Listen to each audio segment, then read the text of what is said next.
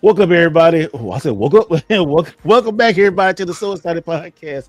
I have Mr. Right Way. We're here. Everybody is back. We are kind of refreshed. Been a long day. Been a long week. Welcome. We are right now. We might have breaking news on a lot of stuff because Arc System Work is doing their like special right now. So I'm taking a look at it. So if anything happens, especially with that Capcom, not the Capcom game, the new Marvel. Marvel game, yeah. So I associate with Marvel and Capcom together for so long. Oh, this like new, like right here, guys. The new Double Dragon game. Boom. October 23rd, 2025. Double Dragon Double Dragon Revive. But anybody, welcome to the How did I miss that? Oh my god, I've been yeah, lacking, no, bro. right? But we I got a was like, lot of what stuff, is this? we got a lot of stuff going on. But this is So Excited Podcast. Welcome, Saturn. She's sitting there right there. What's up, lady? How you doing? She got little cat earphones on. What is going on with you? With my little bear ears this time. I could Oh, there's a switch the bear. I cat thought it was to- cats. I have cat, bear, and bunny. Of course. Cat, bear, and bunny. Yeah, I'm glad to be back. I was gone last week. Yeah, you Also, still- ignore my. It looks pregnant. It's horrible. What? Did you see that? Oh, her curtain. Yeah, my AC is Yeah. blowing back there. Just ignore that. But hi, everybody. Oh my god, it's haunted. Money Man Mega. Well, I'm you the Money Man, but you know. I was about to say, hold on, man. You trying to get my credit score all the way jacked up? I know, Look, right? we doing good so far, but it's gonna spike up a little bit more. But what's going on, people? Happy Friday's Eve. I hope everybody's doing good this good Thursday night. I woke up this morning to some bad Mario Kart news. I mean, I got a little bored of it already by week 2, and I was like, that might give me another reason not to play that game anymore for a while Same. time. But after that, so I'm doing Oh, good. I'm wow. doing good. What did I miss? All right, what happened? Yeah, what did I miss?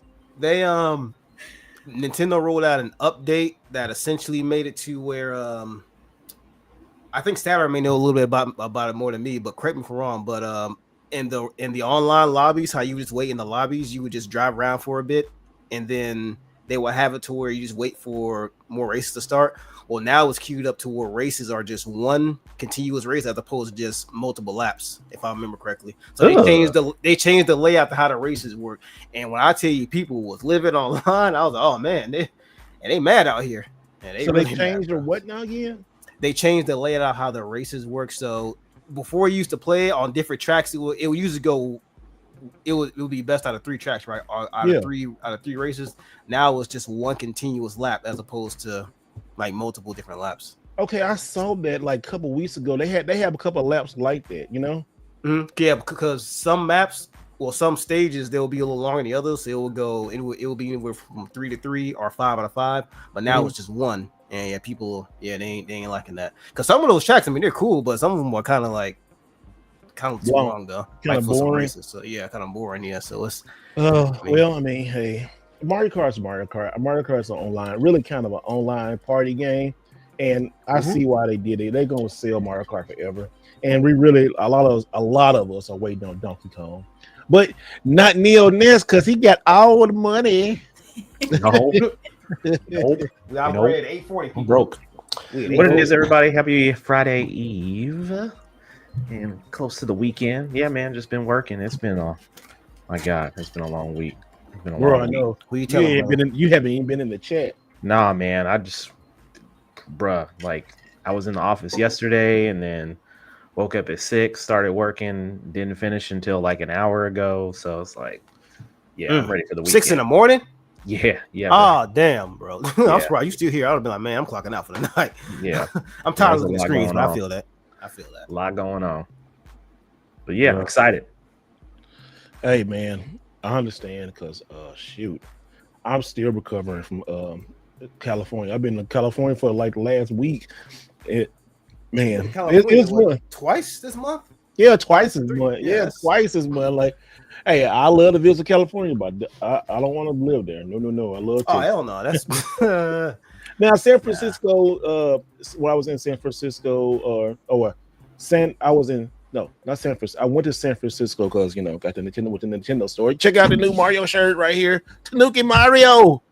Oh, that's nice. Quick side note, like material wise, does that feel about the same or a little better than that Mario Okay, Kart so this one? is different one. This is it's like oh shit. I know Because it feels like that Mario Kart one. I'm about to buy that. A Tanuki flag right. Oh, that's the leaf.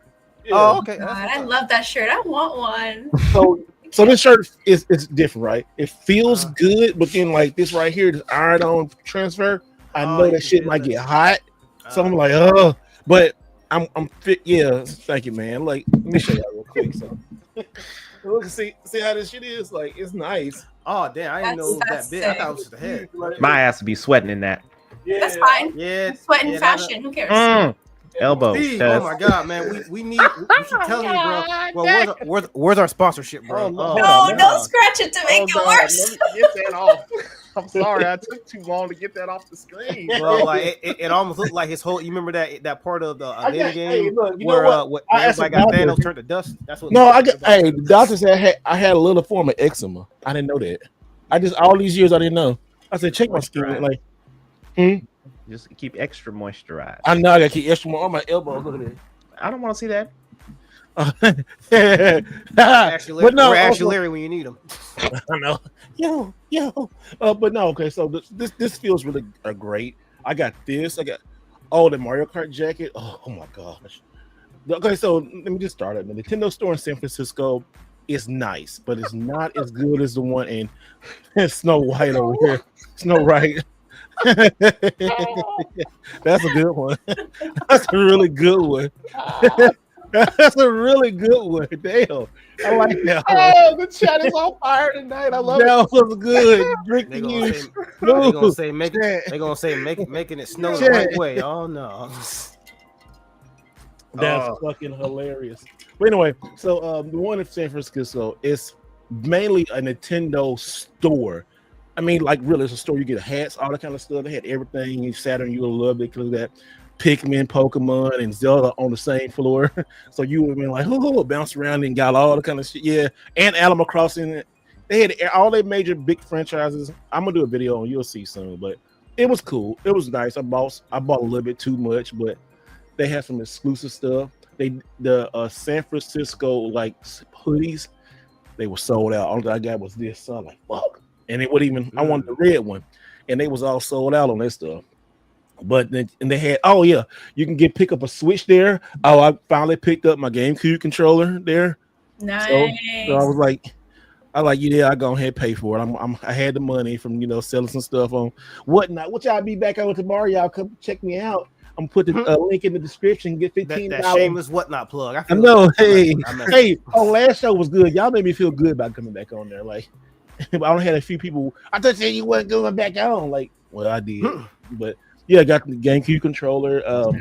Me and Queen was there, was just showing out and stuff. Goodness gracious! Hold on, we gotta stop. She always do this. Pink Princess, hold on. You know I love Alex, but try to say as much as you can before he shows up. Y'all know he's gonna have a lot to say. I mean, y'all know he's not gonna hesitate what he really feels.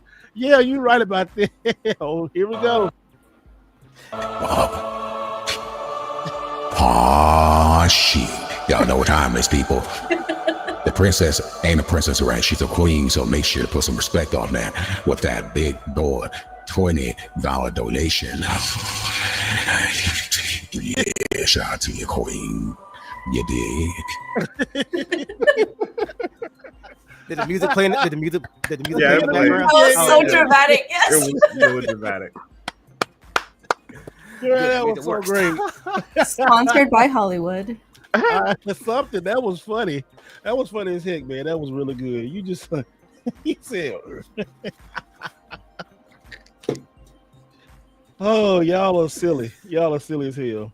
But anyway, I was in San Francisco, and then I was also in Sacramento. So Sacramento was decent. Oh my goodness, the Goodwill's there in Sacramento. Yeah, I can't wait to show y'all these videos, bro. Yeah, he What was you finding out sending there. us a lot of stuff in the group chat. I was like, oh my god, you definitely need to make a probably just an exclusive trip out there just to go to the Goodwills next time because man, dude. I found some really good stuff. I couldn't believe it. I'm like, y'all did. That was Then really you came back home and found stuff. I was like, Yep. I couldn't even get mad because I'm like, bro, I've been so busy working, I haven't been able to get out of the house. Yeah, it was dope, man. Like, it was a good trip. Being against the Fire and Ice Expo, it was really good. lot. It's different, you know. Sacramento is kind of like Dallas a little bit without the humidity, like price wise and stuff. It's kind of like it's a little cheaper than LA, and it's kind of like Dallas a little bit. I'm like, wow, okay. It was nice. It was nice. Solid. All right, yeah. So, y'all, right now we are. I'm gonna put my whatnot thing. I just put it up. I'm gonna pin it. If you go, show will be tomorrow right here. Go tomorrow at 8:05, same time round. We're gonna be selling. If you're a newer collector, you want to get some stuff, come on out to the show. We're gonna have a good time. It's gonna be about 2 hours. Gonna sell some stuff. Try to get their funds up for Japan, you know. So come buy my games. Yeah, get them funds up for Japan so he can come back and rake in more when it comes to them game deals, people. Because I'm telling you, like when he came back from San Fran, hey, look, that's the tip of the iceberg, people. This man gonna Bruh. It's gonna happen. It's gonna happen. I'm already putting that out the universe. I don't know how he does it, man. I don't know. I mean, hey, should just be waiting for him every time he comes back. Oh, this will make for a great rate video. Let me just put this right here. It's like it's like, and I've been with him when we've been out. Like he's like he just it's like he just speaks it into existence, right? He'd be like, I'm like, man, it's been dry at this store. He's like, man, I feel good about it today. I feel like we're gonna find something. It'd be like 30 games just stacked up. I'm like, I've been coming here for the last 3 weeks in a row. And then he says this, and then he just happens to be with me. And of course, like if you ever go game hunting with this man, just sprint out of the car and lock him in before he gets out of the car. I'd be moving fast, bro. Like this hella fast. This like, man I'm like, bro, why are you running? Why? I don't even know I run. I just be like excited. Bruh. I'd be really excited to get running me over just to get in before I do. I'm like, dang, bro, this that serious. You got him. You can have the games. Take it. This man found a run of the mill hidden away pawn shop we went into one time, and it's just I got a good feeling about this. Man, he probably ain't got shit in there. Go in. We got GameCube, PS1, PS2, Xbox. We got a Game Boy over here. We got Star Fox Assault on GameCube for $20. I'm like, man. Yeah, that time we came down to your house. All that deal. I was like, yo, that was funny. I was like, well, you said you ain't never had shit here. Like, you got shit here now. Yeah, got shit now. I was like, because you had bought some good GameCube games too. Like, yeah, I said, go get them GameCube games, man. Yeah, man. I said that was a deal. And then he gave us a deal on top of that too. Oh, yeah, that's right. Yeah, he was like, because I think it would have been like right at like $110. Like, yeah, I just let it go for $60. I was like, well, damn. All right. Yeah, first time shopping here. Instant discount. What game was that? Love that, man. Love was that. He had the type of energy though, man. What'd you say? What game was that? It was I got Star Fox Assault, Custom Robo. Oh, and Metroid Prime 2. Okay, yeah, it was that. It wasn't like that. That variant sticker version or something like that. Yeah. It was a variant sticker one because on the back it had because when they originally released it, there was two ones, and in the back of it had like a different cover. It was a reversible cover. That's what it was. So yeah, that was incredibly hard to find. So appreciate it. I still got it. Still got it. That's good, man. Right now they're showing Night in Birth. We don't need to see that. It's good. I guess it's gonna be for the Switch. Oh, that's what the Arc Systems thing is going on. Yeah, let me check out real quick, y'all. So, what's going on in the chat? Chat, welcome back, y'all. It just let me share this real quick. Try to do this before. Oh, PS4. Oh, Steam. So okay, Night in Birth. It's I guess a new update for it. I'm waiting for that. I guess a good little sound. Let me see. Oh yeah, they're just talking about it. That's all. Sis Sellers. They've been updating that thing for like the last 7-8 years. This will be our last announcement. Hold on. A brand new project brought by Arc System Works. Let's see this live action, y'all. Let's see what they're gonna do. What they always doing new projects. What is this? Hello, everyone. Hello. Chief Creative. Can y'all hear them? Yep, yeah. We hear them. The game market is tough now. To overcome that, Arc System Works has launched a new project. Oh, it's an action game project. We're back. You know what? An action game. Arc System Works is a fighting game company. I'm sure most of you recognize us as so. Yeah. However, to achieve a new brand where we are known for quality mid-range action games, we decided to establish a new pillar outside of fighting games. Okay. Okay. You might be wondering why I specifically use the term mid-range. Yeah. There are many reasons. But one is that even creators themselves can enjoy striving for their dreams. This is going to be an action RPG. Recent years, with AAA blockbusters, striving. indie titles gaining It's gonna be a It's going it's gonna to be a new Blaze Blue. I think it's going to be a new action RPG. This has led to dwindling Because it sounds like it's not just going to be a fighting game. own projects.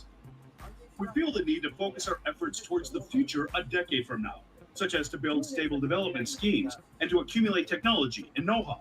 Dragon Ball put them over the Our edge. flagship title, Yeah. Guilty Gear, has now become a million. I think that Marvel Tokon, that's really going to make them more mainstream. was a Mhm. small-scale project. Like that's going to be their For many long years, we built that's going to be like their Street Fighter 2 moment probably. fighting game genre. Similarly, we hope to take a step with this project that will eventually lead to bigger dreams. And precisely because they are mid-range, Oh my god, they know it already. You keep talking about mid-range and all this stuff like, bro. many creators Mid range. the future values of ARC system works. It was a long introduction. Yes, it was. I'm glad he acknowledged it. Work of this project. So I'd like to share it with you at the end. The title is Damon and Baby. Huh? What? Damon and Baby. Oh. Uninterested already. Uninterested already. Wait, it's kind of cute. Of course it is Saturn. Of course it's kind of. I just don't know what the game is supposed to be. Yeah.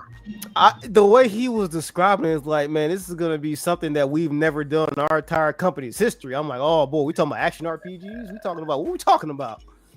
Yeah. I don't know if I would get it, Keep but an eye out for Arc System Works new project. I mean, I commend them for branching out. Merge found them. I mean, yeah, that's true. But Exciting. I'm more upset about how he was drumming it up to like, yeah, we're planning for Yeah. future development. We always want to strive to reach our dreams. I'm like, okay, that means y'all gonna take what y'all are doing, have That learned chat from your room fighting was games. Not feeling and that. Probably No. Yeah, they can't like what the hell? You got a Hunter They're Hunter like, game? everybody. Oh yeah, then Impact. Yeah. That they I announced. just started watching Hunter x Hunter. Yeah, it's coming Really? out. Yeah. It's coming out in August. As much as a fan of you are as Yu Yu Hakusho, I thought you would have been watching Hunter x Hunter. Oh yeah, it's the same. It's the same art director, right? Year. Yeah, it's the same artist, Togashi, same artist. Okay, I knew because I saw one of the like the plushie characters, like one of the villains had, and I was like, wait, that was from Yu Yu Hakusho, and I was like, it's got to be. I never even put two and two together, but I yeah. think you might end up liking Hunter x Hunter more than Yu Yu Hakusho. Oh, Once bro, you watch it entirely. nah. Hey, just wait till you get to York New City. I'm on like episode 38, 39 right now, so I mean, it's good. Don't were you get me wrong. introduced to Hisoka yet or no? Oh, It's what now? Hisoka, the clown, Yeah. the clown who likes little Oh, boys. yeah. That dude. I don't want to say, but yeah. You didn't get introduced to him yet? Yeah, Yeah. Oh, okay. He's funny. That's what makes it.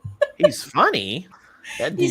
He's so uncomfortable. It makes it funny. I don't know. I mean, I there think was that one show, it's those typical like older animes where it's like this would cancel anybody. Yeah, there was one episode where I was like, bruh, that could be played on TV right here. Yeah. No. Oh, you should see. I have a list of animes that I even have on DVD. It's like, why? Early Yeah, 2000s? Why? A lot of those Do we would need to never know fly a list today. of these, Saturn? Do we need to know? I used to buy them when I was a kid because my parents would give me like a $20 bill, and then I would go to anime conventions. I'm like, oh, I like the cover art, and then you watch it at home, and it's like, what the fuck is Yep, this? I was the same way. Hey, speaking of something like I got at Goodwill, Shoujo my ass. this gonna hey, no, They would just label it as shoujo, the animes, and then I will get tricked into I can picture a few. look at this. shows Y'all like remember that. this? Oh, Macross Plus. Macross Oh, yeah, Plus? that's Yeah. Mhm. This I remember throwback. This is throwback. I remember renting this thing. Found this at Goodwill for like $2.99. It's good. It's good. Parts 1 and 2. Yeah, remember when we first when they first started producing from manga. Oh Manga yeah, DVD. I remember those. Manga They pronounced DVD. like two different ways. I heard manga and then manga. I Manga. don't know how it was like the official way to pronounce it. I just kept saying Manga. manga. Yeah. That's what it was. Okay. Hey, so real quick, y'all. So we gotta show some stuff. We got a brand new game. I can talk more about it now, y'all. Coming out, Sonic Racing Crossworlds. Sorry, Sonic Racing Crossworlds is coming out soon, and also they have a big physical edition. We'll talk about that in a minute. But they Sega said you finally can show a little bit of video, so that's what I'm going to do. And right here we go. I'll show you a little bit of this real quick.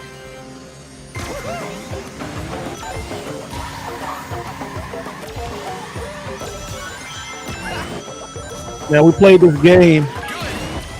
It's Summer Game Fest, and it is fun.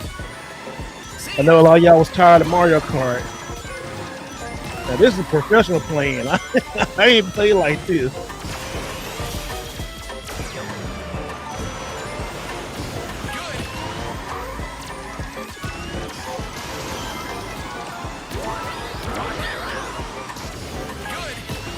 Wow. I appreciate that not every 3 seconds people are getting hit by items. Yeah. Oh my God. By red shield. PTSD. You can. Visually, it looks really good. It looks beautiful. Yeah, from a presentation standpoint, like they really got the spectacle right. Like it's very flashy, very colorful. Now, how many races are on? Is it 12, 24? Like how many we talking? Do you know? Can't say that right now, but okay, it's enough. Well, I will say for my personal preference, just because how Mario Kart World turned out, I hope it's less than 24 because that's just insane online. Yeah, that's like a mad frenzy going on. Yeah, that's constantly getting just blown away. Or being in fourth place, and then literally 2 seconds later you're in 13th place. Now here's one. Here's one of the special characters. Now you know who this guy is. Oh Dude yeah, from that's Yakuza. Yep, up in the Yakuza series. Yeah. He got his own little cart. This game is super positive too, because if you like, oh yeah, I beat you, oh you'll be okay next time. You got it. And you know that you can go to different worlds, like you can pick where you want to go next.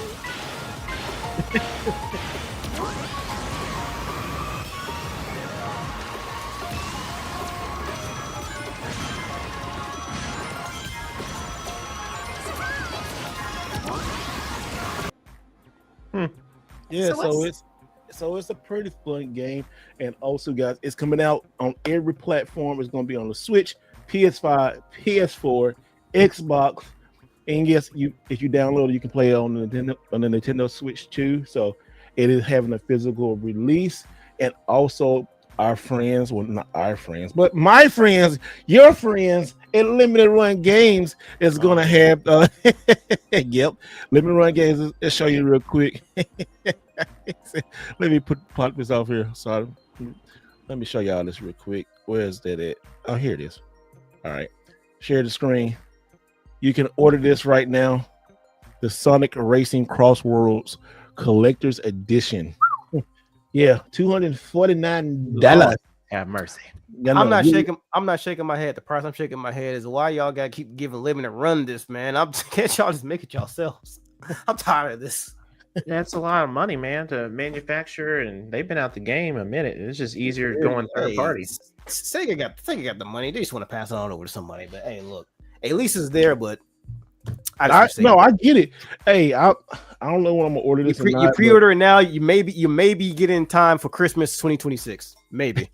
Hey, well, you know what? If they put this on Amazon like they did the other one, I can't wait. Oh yeah, if that's the case, then I'm on board. That's kind of where I'm at. I hate pre-ordering games. From them. Yeah. It's mostly the collect. If you get the standard edition, it's not too bad. You'll probably get it within 2 to 3 months ish, depending on what it is. There's no release. Collector's edition, that's like a year, easily, like a year minimum onto that. Yeah, Switch one game. Switch one game. Okay, but we all know what's up with with Limited Run. Besides that, but the game's coming out. We will be playing the game live on stream soon when it does come out. I don't know if I'm allowed to say when it comes out.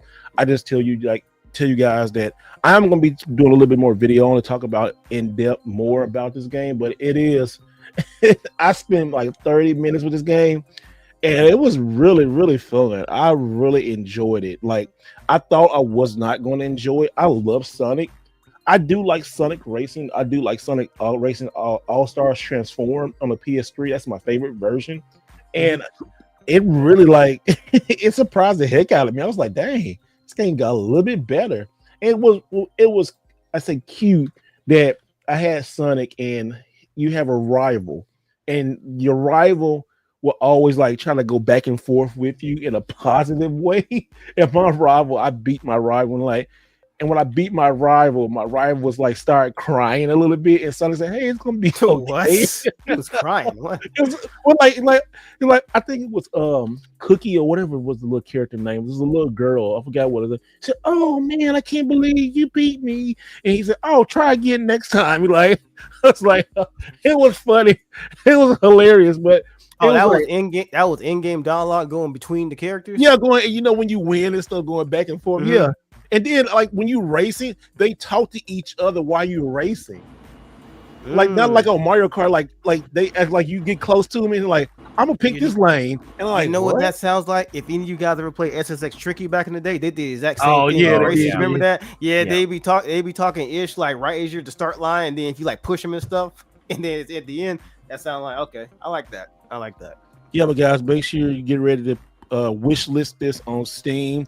You can pre-order now on PS4, on the PlayStation Store, the Xbox Store, even on the Nintendo Store. It's great. Also, too, you see not Knuckles, but if you see Shadow, you do have a Bigfoot type of truck in this game. It's a lot of stuff. It's a lot of stuff in here that I really can't say too much more about. But I tell you guys seriously, like this game.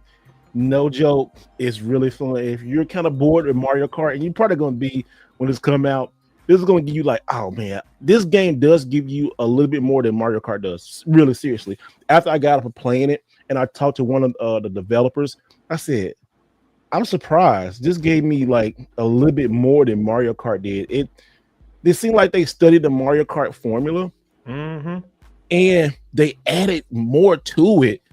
It's almost kind of remind me of that Nintendo and Sega war back in the day. Really, if you honestly like sit there and play this, you're like, damn, they added a lot of cool stuff. Like, I wish this was in Mario Kart, or I didn't get this. Trust me, it's really good. And I'm not saying that because they're gonna give me a code or I'm telling you, if I tell you a game sucked, the game sucked. It was really good. It was really, really good. It was really good. I was like, wow, I can't wait to play more of this. And I played 30 minutes. I was like, it's good. It's good. They don't have a date yet for when it's coming out. No, not right now. Not right. I assume it's probably gonna be like holiday. Yeah, some people say, look, I'm bored of Mario Kart already. Yeah. That open world, by the time I was an hour in, I was like, all right, it's just it's a bunch of nothingness, a bunch of go and hit this blue button and do it. That right there, those little time-based little games, like that got boring real quick. Yeah, I went straight back to Switch 1 games. Right, some people say I'm gonna get the game. No, hey guys, this is the day one purchase. I'm not gonna lie, day one purchase. I can't wait to get this. And I know they're gonna give me a code, but I'm definitely gonna try to get this. And hey, Sega, if you're watching, hook it more up. Hey, we can do an unboxing on the channel too. No, but this is gonna be really good. Sonic Racing Crossworlds. Sorry, I'm country. It's gonna be fun. It's gonna be really, really fun. I can't wait. And it comes with a comic too. Damn, come on, all the great stuff. There's a lot in that collector's edition. It is a lot. That I love. Okay, so. Remember the Sonic Mania Collector's Edition? I got that over there on the Switch when it came out. That was nice because it got the Sonic on top of the Genesis, and you're like Sega, and like I got that. This one's the Sonic and Shadow one that's coming out soon. I think they said August on Amazon, so I can't wait to get that. Oh, the Sonic collector's editions are really pretty freaking cool. This one you get 2 cars, like if I put it back on in a minute, but you get. Let me see. Can I put that back up real quick? Sorry, I can look at that. Sorry, y'all. Let me put this right up real quick. Let me put it up as an image file. You're talking about the one for the limited run? Yeah. version that comes with something. Yeah, let me. I can't put it. I can't put the image down. Okay. Well, I just share the screen again. The power of the internet. Here we go. But yeah, like as you can see, you get this big old box. You get a license, a Sonic license. Okay. You get 24 trading cards, foil. Oh, it is a license. Okay. Yeah. You get a soundtrack. Look, there go that steel book. You know, I'm a sucker for them steel books. I know. You get look. It says you get a Blu-ray or a Switch steel book. I kind of want to go with the Switch steel book now. Yeah, sounds better than a certain collector's edition I got. I'm sorry. Go on. You get the Art of Sonic Racing. You get a Sonic rear view mirror dangler. Those are popular in Japan. Those are the rear view things. Yeah, like this Sonic thing right here that you put in your mirror. Like they hangs from your rear view mirror. Get a little rear view mirror decorations. Okay. I know it's popular in Japan. Okay. Then you get a King Boom Boo keychain. You get a sticker, a stick-on chrome car emblem. Oh, now that looks cool though. Is it? Oh, it's one of the. I know what that is. Okay, I know exactly. That's a lot. Okay, that's a lot. It's worth the price. And then right here, I want to see how good this Sonic and Shadow car thing is. I want to know how big it's going to be and what kind of quality that's going to, sell it. And then also too, you get a Sonic comic book too. Damn, you got a lot of stuff. Yeah, they typically go all out for the Sonic ones, from what I've noticed. Yeah, you get a lot of stuff for that. No one say I just want the PS4 physical. I don't want all the other stuff. I get it. This is me and the collectors. I love the collector's editions and stuff. Yeah, the Arc 6 version was kind of trash, y'all. It was. It was trash. For that long monologue from the end of on that, I was like, man, all right. I'm disinterested. Lackluster. No hate on them, but I was just like, man. Yeah, they make some solid games. Don't get me wrong. They make some really good games. But like, if you're gonna do a build up like that, you need to be dropping like a banger. Also, guys, let's talk about this real quick. Let's get into the episode. First thing on the docket. This thing called Stop Killing the Games. So, Mega, you've been researching this a lot. Tell everybody about this real quick. And after we sign a petition, we're gonna put this in the link in the link in the chat so y'all can go look it for yourself. But I'll talk about this real quick, brother. Yes, sir, no problem. So I'm not gonna bore you guys with details. I'm just gonna get straight into what the main topic is.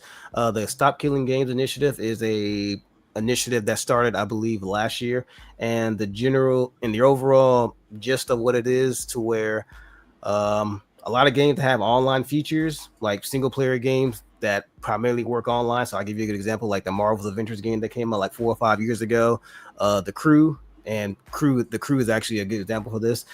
They're trying to make it to where once you purchase a game, digital or physical, and it has online components in it, if some reason, down the line, 5-10 years, however many years down the line, if the publisher or developer of that game decides for whatever reason they want to stop supporting the game, they remove the license, revoke the option for you to buy it, and in some cases even play the game online. I mentioned The Crew, and that's a good example. The Crew is a racing game by Ubisoft.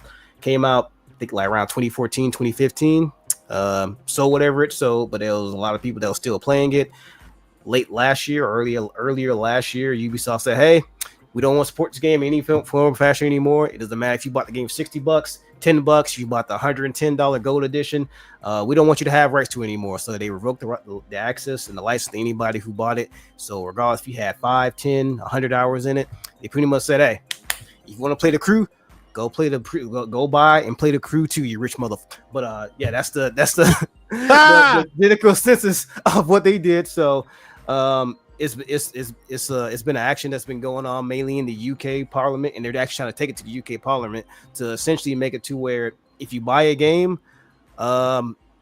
especially games that have single player components but also have a multiplayer, to where it pretty much forces a lot of these companies to either turn over a lot of the code or whatever the information for like servers and stuff like that. If it's an online game, you turn that information over to the community and they keep it alive, or just make an offline mode so where you can just be able to play it offline entirely without any need for access to the internet. So basically just a way to keep playing certain games that, like single player games, be able to keep them in some type of working form. So if you bought the game, You know, it's kind of BS for them to be able to revoke that license from you, regardless of how little you paid for it, how many hours you got into it. So just a way to keep a lot of those games online. So for the 2 people out there still playing Anthem, yes, we're advocating for you to still be able to download and play your copy of Anthem offline. For you, you know, for Tyrone, Reggie, and them still playing Madden 2001. Yeah, Madden 2000, like Madden 2012 or whatever. We're advocating for you. It's basically just a way to make sure that, you know, these companies stop killing their games. That's why it's called the Stop Killing Games Initiative. So where you buy this game, you'll still be able to play it. So that's the overall generic consensus of it. So so you 30 people still playing Suicide Squad? Yeah, we're advocating for you too. So it's doing a few people. Man, that's kind of, I mean, that's a great initiative. It also brings into question game preservation as well.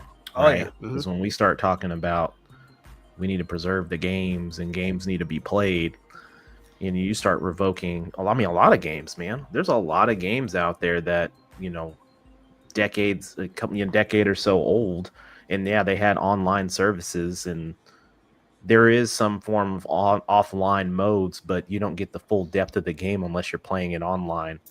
And having more and more companies adopt something like what Ubisoft did with The Crew, that's not a good look. I mean, I'm not going to go down that rabbit hole of like, oh no, the games are gone forever and all that stuff. We're going to find a way. There's always somebody out there that's going to figure out reverse code, find whatever, and then we're playing the games pirated. You know, that's why we play it that way. So I think if UK's going through it right now, that's gonna probably become a universal conversation across the board. You know, we're not having those type of conversations in the US. At least I don't think so. I don't know. There's no articles out there that I've seen or researched. But if we go down that avenue, and it's gonna be all hell breaking loose. Yeah, I mean, what's gonna be breaking loose is Steve in the dang pool watching us. Ugh, I'm just mad for him. Come on and up, Steve. That was me last night watching them. I was Wait, does he have the jet? Does he have like the jet jacuzzi lights going on with the pool with the bubbles and all that shit? He's in a pool with a switch probably, and also with a switch. Yeah, the pool with a switch. Listen to us. Shout out, man. Welcome. Love you, brother. Enjoy that weather and stuff. Mr. Meat Grill. The Meat Grill. That's it, Mr. Meat Grills. Meat Grills. Y'all go check out Meat Grills' new show too. Him and Gamer Aimer. They had their first show last night, so y'all go check that show out. Yeah, it was cool, man. I dropped in. I caught a little bit of it. Okay, I'll go check. Yeah, I caught a little bit. I'm gonna catch the rest of it and stuff. I just been like, man, talking about this. It's like when I have a travel week. It at least take me 2 or 3 days to recover and stuff, and then I gotta come back and then do another show and try to sell some stuff. And so I'm listening to Mr. Rich. Who Mr. Rich? Who's Mr. Rich? I don't know who you. Ain't me. I was like, he got all the Daddy Warbucks over there. Man, what you talking about, man? As I said in my money, man. Look, we make it rain fake stacks over here, right? You feel me?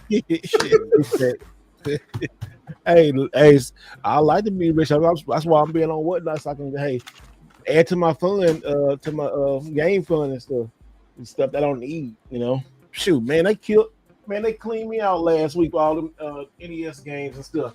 I still got yours here. Yes, I'm about to ask. You still got my You better buy it before I sell it tomorrow. No, you ain't gonna sell that. You gonna wait? Snake's Revenge. Wait. Yeah, I'm gonna sell it. Anybody want to buy Snake's Revenge? Come on, Whatnot, because Nuts not gonna buy it. Oh my god, he's trying to solicit people to buy this game that Nuts desperately wants. Get out. Yeah, I know. I ain't gonna do that. You know what? I've been looking for a copy of that game for like the last 2 years. You know what? Too, I'm gonna tell you. But I was gonna keep this game, and I had it, and I pulled this game out. Pause. I was gonna let Kojima autograph it, and I'm like, oh, he didn't do this game. He would have probably looked at me all crazy. Yeah, he would have been, man. That's so sideways. He looked at me so sideways, yeah. But that's the game that I remember the story. He was like, that's the game where he was on the train when they going to work, and he was hearing another team of people talking about, yeah, Metal Gear Solid 2. I mean, Metal Gear 2. He was like, what the fuck, Metal Gear Solid 2? This ain't no Metal Gear 2. I'm gonna make the Metal Gear 2. So in all honesty, if it wasn't for Snake's Revenge, we probably wouldn't have got Metal Gear 2 Solid Snake. So it's So it did its place. It did what I don't know why I grabbed this game so first. I should just grab Metal Gear Solid because I grabbed it and looked something and said, man, you better. He's like, oh damn. He's like, Steve's gonna pull up on Kojima with his ops game. He's like, what you think this is? He looked at me so crazy. He probably cussed me out in Japanese and everything. Like, I was like, oh, you bring great honor to Kojima-san. I can't believe you. I just put it back in my bag and took a picture. Excuse me. Yeah, you got the picture though. That was good. Yeah, I got the picture. I said, Kojima-san, may I please take a picture? He said, oh, come on. I'm like, all right, cool. And I put the thing right back in my bag. I was like I said, don't see this shit. Almost got. I was like, I would feel bad if he, because I'm like, I would feel bad. He had nothing to do with that game whatsoever. Well, at least you knew, because I mean, there's somebody there that was like, oh, I got this game. Hey, you made it, right? I know you made the series, and they don't know. And I called myself a video game collector. I was, man, shit. Almost got. Oh, so Steve sent me a picture. Look, so Steve sent me a picture. Look, guys.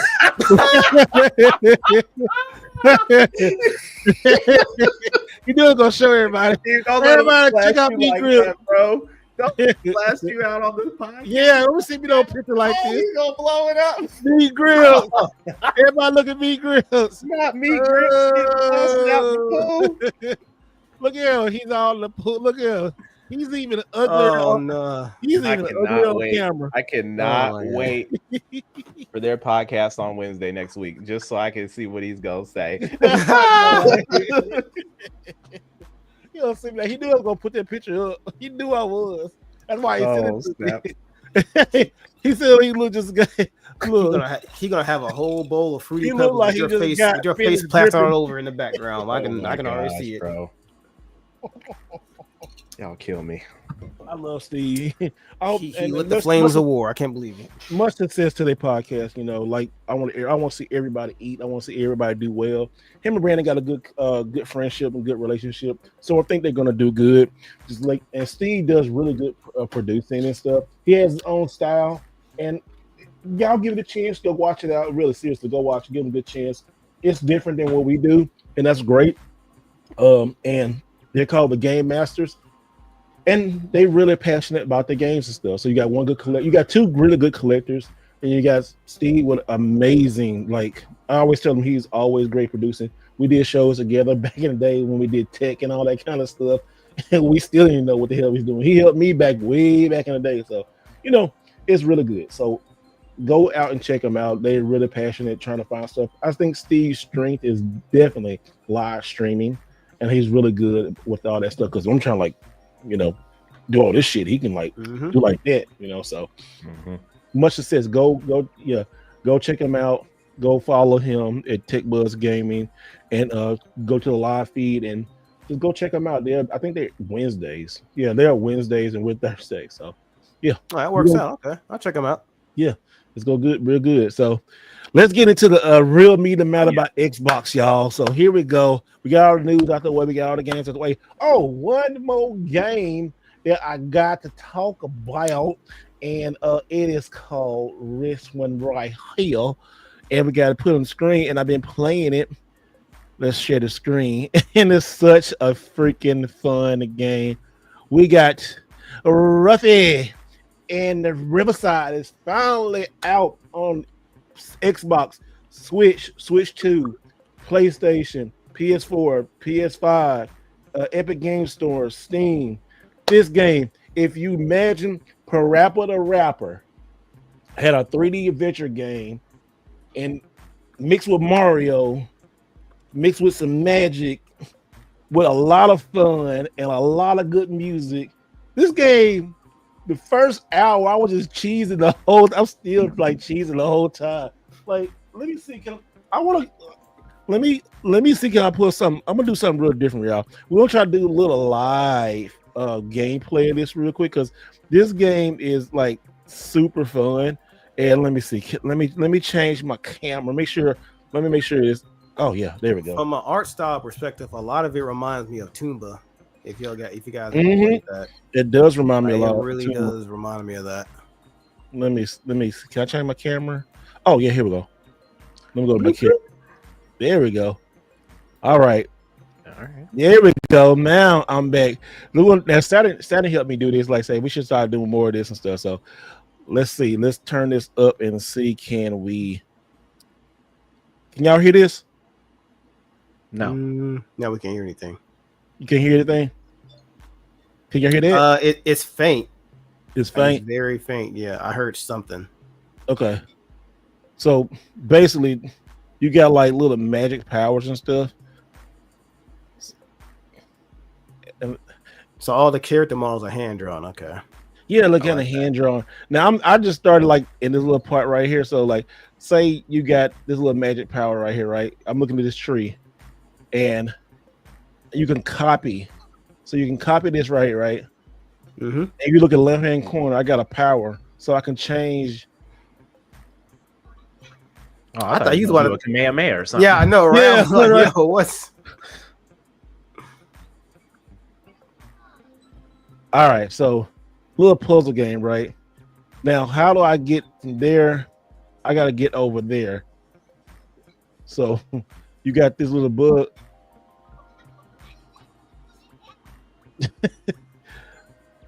So I got to get over there. Now I kind of struggled on this part. So Saturn, you playing this game too? I'll give it a shot. All right, so I turned it. So how do I get over there, right? Without drowning. Well, you can use the B to hover, right? So wouldn't you be able to get enough like leverage to jump and? Yeah, that's what I'm saying. Like, let's see. Oh, never mind. Guess it wasn't. Yeah, so there you go. Worth a shot. Use that ramp. Use that ramp to get some extra airtime. Oh, you said what ramp? The ramp that's right there on the rock. Yeah. Oh, there we go. Oh yeah, you should do that. Yeah. But could you? So basically, I gotta get over there, right? So, all right, let's see. Let's just use this ramp. Let's see what happens. Oh, nope. Dang, I thought that was gonna be it. I thought it was gonna be it too. Let's see. Can I get over there though? I would assume that you could. I mean, a lot of platformers are different, but I would assume that you could probably mantle stuff like grab the ledge and pull yourself up. But it doesn't look like you can do that on here. No, not. So it says in air B jump, right? Mm-hmm. See. Oh, it has the stamina bar that Breath of the Wild has. Yeah. Is this getting a physical release? Not right now. Okay, just digital. Okay. Just digital, yeah. I assume something like this. I'm pretty sure they're gonna limited run or Skybound or one of the other publishing companies probably will do a physical of this. Man, you trapped, bro. No, I am. I'm pretty sure there's a way around it. Yeah, I've Can been you like move that ramp or no? You can't move that little log that was there, or I don't know what. To move it closer to like on one of the other rocks, those three logs, or I don't know. So I know I gotta like change. So I gotta know I gotta change this one right here, right? So after you change that, see, look. Is there a way you can move it in direction or pull it into you?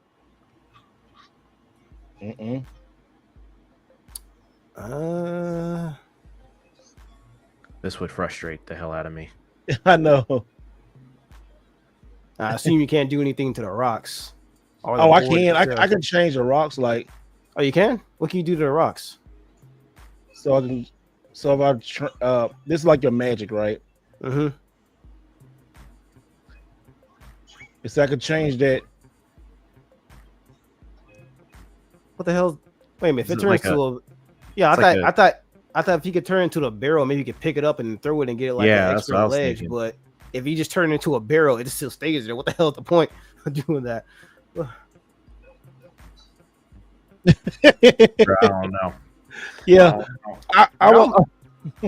That almost like you're supposed to get almost like you're supposed to get like another ability or something like a double jump or something like that. Yeah, get over there, but I haven't played it, so I don't know how to dive too deep into it. But I'm gonna play it later on, stuff like that. But that right now, yeah, that would frustrate me. But I'm gonna go back on that one. I'll be rage quitting right now. I do want to play it though because I saw it last year. I was like, yeah, that looks like a game up my. No, it is pretty fun. I'm just like, I'm definitely buying that on Switch too, though. That's definitely. I gotta play around with it more. But the story is funny. So basically you have to. It's something going on in a little world, and it's something underground. So it's a good story so far. It's a little frustrating trying to like do the puzzle stuff because it looks innocent. But it's like, oh, this kind of like diabolical a little bit. It's that little part. I know I'm doing something wrong. I went another way, but yeah. User error. Yeah, I know, right? I went the wrong way. What up, Socrates? Yeah, he be in. Oh, yo, me and he'll show be on not Instagram, but whatnot. I see him. I be buying stuff, and I see this dude. I'm like, what is this dude doing here? He like. Yeah, he be popping up in the same. Stuck in the club, like. Yeah, he be popping up in the same streams I be. And I like this dude. I said, he like, yeah. Look, he said, because he was at one of Cooper's double jump video games, and I had bought some shoot 'em up shumps. And yeah, and I bought Raiden and Darius Burst on the Switch, and he was about to buy it, and I bought it before he did. I didn't even know he wanted that game. We were probably laughing like, "Oh man, you got it before I did." I said, "Oh, okay." But yeah, go get my shmup up. I finally got mine back. I think Ruffy is $19 too, y'all. I think Ruffy is like $19, but it's so. The intro of the game is probably one of the best intros I've seen in a long time. It's kind of fun and it's cute. I don't know if he's like a raccoon or what is he. I think it's a bear, if I'm not mistaken. He's a child though. He's like a little kid, but I think he just like turned like adult 18 or 21 or something. Now he's going out on his own. Then he got to help save their world. It's just weird. It's funny though. It's pretty cool. So I think, Sadie, you think you like something like this? You say. It's too hard for me to play that kind of. He said it's too hard. Yeah, I'll get angry. You just saw like 5 minutes of it. And you just it's too hard. What? I gotta sit down. And think about it. It got a lot of puzzle elements though. It is. It's the puzzle elements, the fact that I have to use my brain, and usually when I game, it's like brain rot time. You know, like I just want to. I lay down and I play, and I don't think. Wait, but you like Silent Hill and Resident Evil, and those puzzles are kind of difficult. So what? Unfortunately, they're not for me. Oh, of course. It's like she's just so into it though, bro, because she's too busy being scared to think about the puzzles, man. That's true. I'll stay with one puzzle for like a solid hour, but that's fine. It's just damn, an hour? Yeah, it's about 15 minutes for me, and that's a wrap. I'm looking it up. Yeah. Like YouTube, Google it, whatever you gotta do. If it takes me longer than 10 to 15 minutes to figure it out, hey, it wasn't meant to be. I'm just trying to get past this part. No, there was an actual easy puzzle one time, but the room was pitch black. Oh. And I was so dumb. I kept passing the one part. It was right there, and I'm like, oh, I guess it's not in this room. And I redid the entire place just to go back, and then accidentally find it on my way to exit a second time. It makes me feel dumb, but I like those games. But speaking of puzzle games, like I can't wait to play Resident Evil. I don't do Capcom games, but I haven't been excited to play a horror game in a long time. And I was like, okay, I guess I'm getting over it because I went like for like years not playing horror games. Now I kind of want to play it because it's like I don't know. I want to see the story end, but it's so the original Resident Evil games you never beat those? Yeah, I beat all of them. I mean, 1, 2, 3, and Code Veronica and all. I'm just saying, like the modern ones. I was about to say. So where did the fear factor come in? Okay, you said modern. The modern ones, yeah. So like Resident Evil 4 or 5-ish.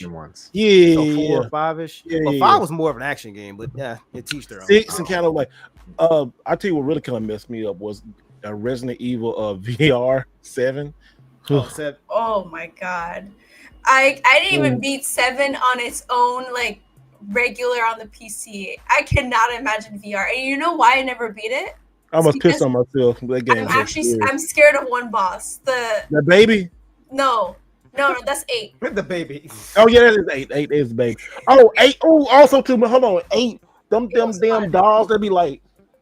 It made no sense to me. I was like, okay, well, whatever. Let's just go with the flow.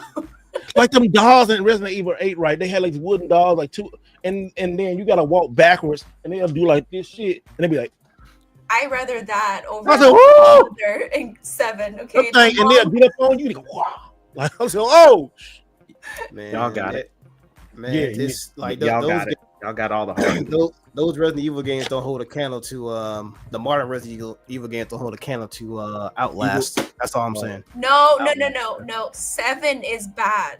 7 is bad. 7, No, but I actually cannot beat it because I physically drop my controller every time the mother comes near me. Oh, you talking about the chick? You talking about when you had to fight her underneath the house and she had like those long ass arms? She's like, yes, I see her and I freeze up every fucking time. I mean, I'd rather deal with that than somebody says, "Come here, boy." He's chasing you. He ain't got no guns or nothing. He just. Oh, I always run out of bullets with her because I shoot everywhere but her because I'm so scared. I'm like, I don't know what's happening. I ain't gonna lie, like I said, whoo. Boy, it was scared the shit out of me. Man, put me in any Resident Evil game, but you can't put me in Outlast. So you just can't give me no camcorder and say, there you go, survive. Like, yeah, Outlast, the first one was a nightmare. I think I would prefer Trials because at least that's easy. What make Outlast terrible? There's that one button to where you can look behind you and you just see people just sprint after you. With a purpose. Like, could y'all survive being in the last horror game that y'all played? Like if you just got dropped in there? No. I mean, I do my best. I ain't moving. The last one I played was Alone in the Dark remake on PlayStation 5. I think I would survive, but I would probably be killed by the puzzles because them puzzles they go from this is simple to how the fuck does anybody beat this type stuff. So I don't understand though. I don't like them difficult puzzles in the game and stuff. It's like it be the ones that's like, oh, we'll solve this riddle, and then there's multiple levels. It's like, all right, you go into this room, there's this little sign or something written up here. So go to the other room. It's like, oh, now you need a combination. It's the puzzles to where you just like how you put this and this together to get this. I don't like those. I don't like puzzles that you gotta go to multiple floors to solve. I hate those. So is Resident Evil y'all's like scariest? Is that those are the ones that are most scary to y'all, or the other ones? For me, it's Outlast. That's the scariest one to me. Oh, the other ones is Evil Within is ain't no joke. Shit, that's a scary game. That's the Evil Within is from one of the original creators from Resident Evil, and that game messed me up big time. Like it's like as well. That's psychological shit. Like it's like you start like really like just calm. And then intensity goes and drinks back down, and it's like roller coaster, crazy. You hear roller coaster most like, and you at one point you hide in the locker from dude, and he like he walking by. The guy with the chainsaw, because I swear to God, I dropped my controller with him too. I'm like, I cannot survive these digitally in the game. Imagine in real life. The scariest ones. You sit in the locker, you can see that motherfucker going like this. Oh, you can see him between the lines, yeah. Outlast or something like that. I can't survive games. Sometimes I die. And sometimes he'll sit there for like 10 minutes going back and forth. I'm like, well, this dude go because you gotta go get this key hanging off this person or some shit. I think it was hanging off a person or something like that. But it's crazy. And you gotta be like psychological horror is always the one that be getting me. Like the stuff that be like playing inside your mind. Those are more terrifying to me than just zombie, dogs or something like that. Silent Hill. Yes. Yeah, so that was the very last game that I ever Silent Hill 2, and I didn't even play the game. I was watching my buddy play remake? No, the original. Oh, the original. But I got so engaged with the story because he was like giving us the whole backstory of where he was in the game, and he wasn't even that far in the game. Man, we got to this one part, scared the living crap out of us. He ended up returning the game at GameStop. Damn. With a bat for like 2 weeks. Sleeping with a bat. Oh my god! I think I know which part he's talking about. I think I know which part y'all talking about. It's like, nah, I'm good. I'm good. Hey, let's get. I'll go Saturday. No, which part was it? Was it? So it was like they were in the, I guess the apartment building or whatever, and he got outside and he was like rummaging through the trash, and he reads a newspaper article about a guy who murders his family with a spoon. Oh yeah. And I was like, what? But the thing that didn't freak me out. I mean, even though that's horrible. the thing that freaked me out was the date. Oh, yep, I remember. Mm-hmm. So the date was, I was like, what's today's date? It wasn't the same year or anything like that, but it was today's date. They use a clock, and that freaked us all out. He turned the game smooth off. Yeah, they pulled the Kojima moves. Like, yeah, let's trick them and use the internal save clock feature with that. Bruh. I was like, y'all got it. Well, back then we didn't have internet like that, so of course it's gonna scare the shit out of you. So it's those games are pretty damn fun, y'all. Those are like shit. Oh yeah. Mm-hmm. Woo. I mean, it's good. It's good scare. I'm glad I got scared again like that because I kind of wanted that intensity of that game again. And I can't not think about this game that I played at Summer Game Fest, but it was like it's out right now, and I'm gonna look for it in a minute. Before we get to the Xbox stuff, guys, it's one of those. It's a game, but you know how those ghost shows are, where they be going through the houses and stuff like that. Like, oh God, yeah. So okay, so basically. It's one of those type of games, and you have to like throw out like puzzles and stuff. So one part they was, huh? Is it like Phasbia or whatever? Phasmophobia, like that. Phasmophobia, that's what it is. That's the one me and Zelda play. Oh, dude, so I played the new map, right? They showed me the new maps. Scared the shit out of me. I said, I can't be scared of black folks. I scared the shit out of me. You showed the map. They were trying to get me to play that game. I mean, like, it was fun though. Yeah, because they don't give me the code to really, really scary ones. But like, it's on the PS5, yo. It's scary. Yeah. Like, so I was watching the developer, and he was, and I said, he developed. It's a small team, right? But they get these new stages, and they were showing me all the kind of stuff. I said, so basically, you got a camera, and you could throw something out. And then the ghost will play with it, and then they'll take off, or it'll be behind you or some shit. But you got to catch it on camera and stuff. And there's weird ways to catch it on camera. You know, you got like a satellite, not satellite camera. You got like a you've got like walkie-talkies. Yeah, walkie-talkies and cell phones and sensors, all that kind of shit. Yeah. I was like, oh, we did a mission. Oh. I played it with Zelda, and we did a mission where we were at a campsite, and like it was I'm playing it. There was tents, all this stuff, and it was like, we're just gonna do an easy one. We're just gonna do an easy one. Ness, don't worry about it. And I'm like, all right. And I'm like, because they knew I don't play horror games like that. Yeah. And they were like, we can do a really hard one. The really hard ones are really scary. Like they freak us out because like you can actually die, like if you like invoke one of the real spirits. You make them doing that in one of the missions, and I was in the truck because I was watching the cameras because you can watch the video footage from the truck. From the truck. Yeah, you can. You can watch the camera. Like, hey, you've got activity in the living room. Well, Zelda's wife was looking in the closet, and then I saw something move from the kitchen, like rapidly moving to the hallway to her. I was like, get in the closet. So she gets in, closes the door, and you can see it beating on the closet. I was like, oh my God. I was like, Saturday, when I get that game, you got to come on Twitch with me, and we got to play the game together. I'm about to say, it's 4-player co-op, so all of us. It is. Oh, we can do it then. We got to play, because that shit is. No, y'all when I get the code, hey, y'all got to. In the community, I'm with that. Play that. Ness said, nope, you ain't getting me. Y'all want to play that? When I get the I'll play it. Everybody in the chat, if y'all want to play, let me know. I'll put it on Twitch, on YouTube. We all can play together. We get through this shit because it's gonna be so fun. I mean, it's gonna be crazy. We can do that. We can do that for our horror game. Our horror game plays in October. We can do that in October for our horror game. That's gonna be crazy. I will. Saturn. So in October, Saturn has to be. Saturn's gonna control October, so she's gonna be giving everybody the games and stuff like the reviews and stuff. So Saturn, get ready for October. The trauma list that I have is. Oh no, I don't like trauma. That sounded. That's your thing, and also, hey, you want to dress up there whenever October is Saturn's month, so she gonna take over October. So if y'all want to know, let her get her some give her some games, or she probably already got all the games. So she said she got the trauma list, so we probably call it trauma list October or something like that. That game! Oh God, that game was crazy. I need to see her play Outlast 2 on stream. Why are you trying to hurt my feelings? You know I'm scared. I haven't beaten it either. Not because I'm scared, just I ain't beaten it. No, just you scared. You say, "Hey, beat that because I'm scared." No shit. Now I ain't gonna lie. Outlast is like the one horror game that do freak me the hell out. I ain't gonna lie. Like, I got stuck in the basement getting chased, and I got scared. I'm like, I'm not doing this anymore. I cannot get chased one more time by this thing. And you're holding the camera, and that's it. No, okay, guys. Hey guys, let me tell y'all something too. Also, and this is from just collecting from past generations on PlayStation.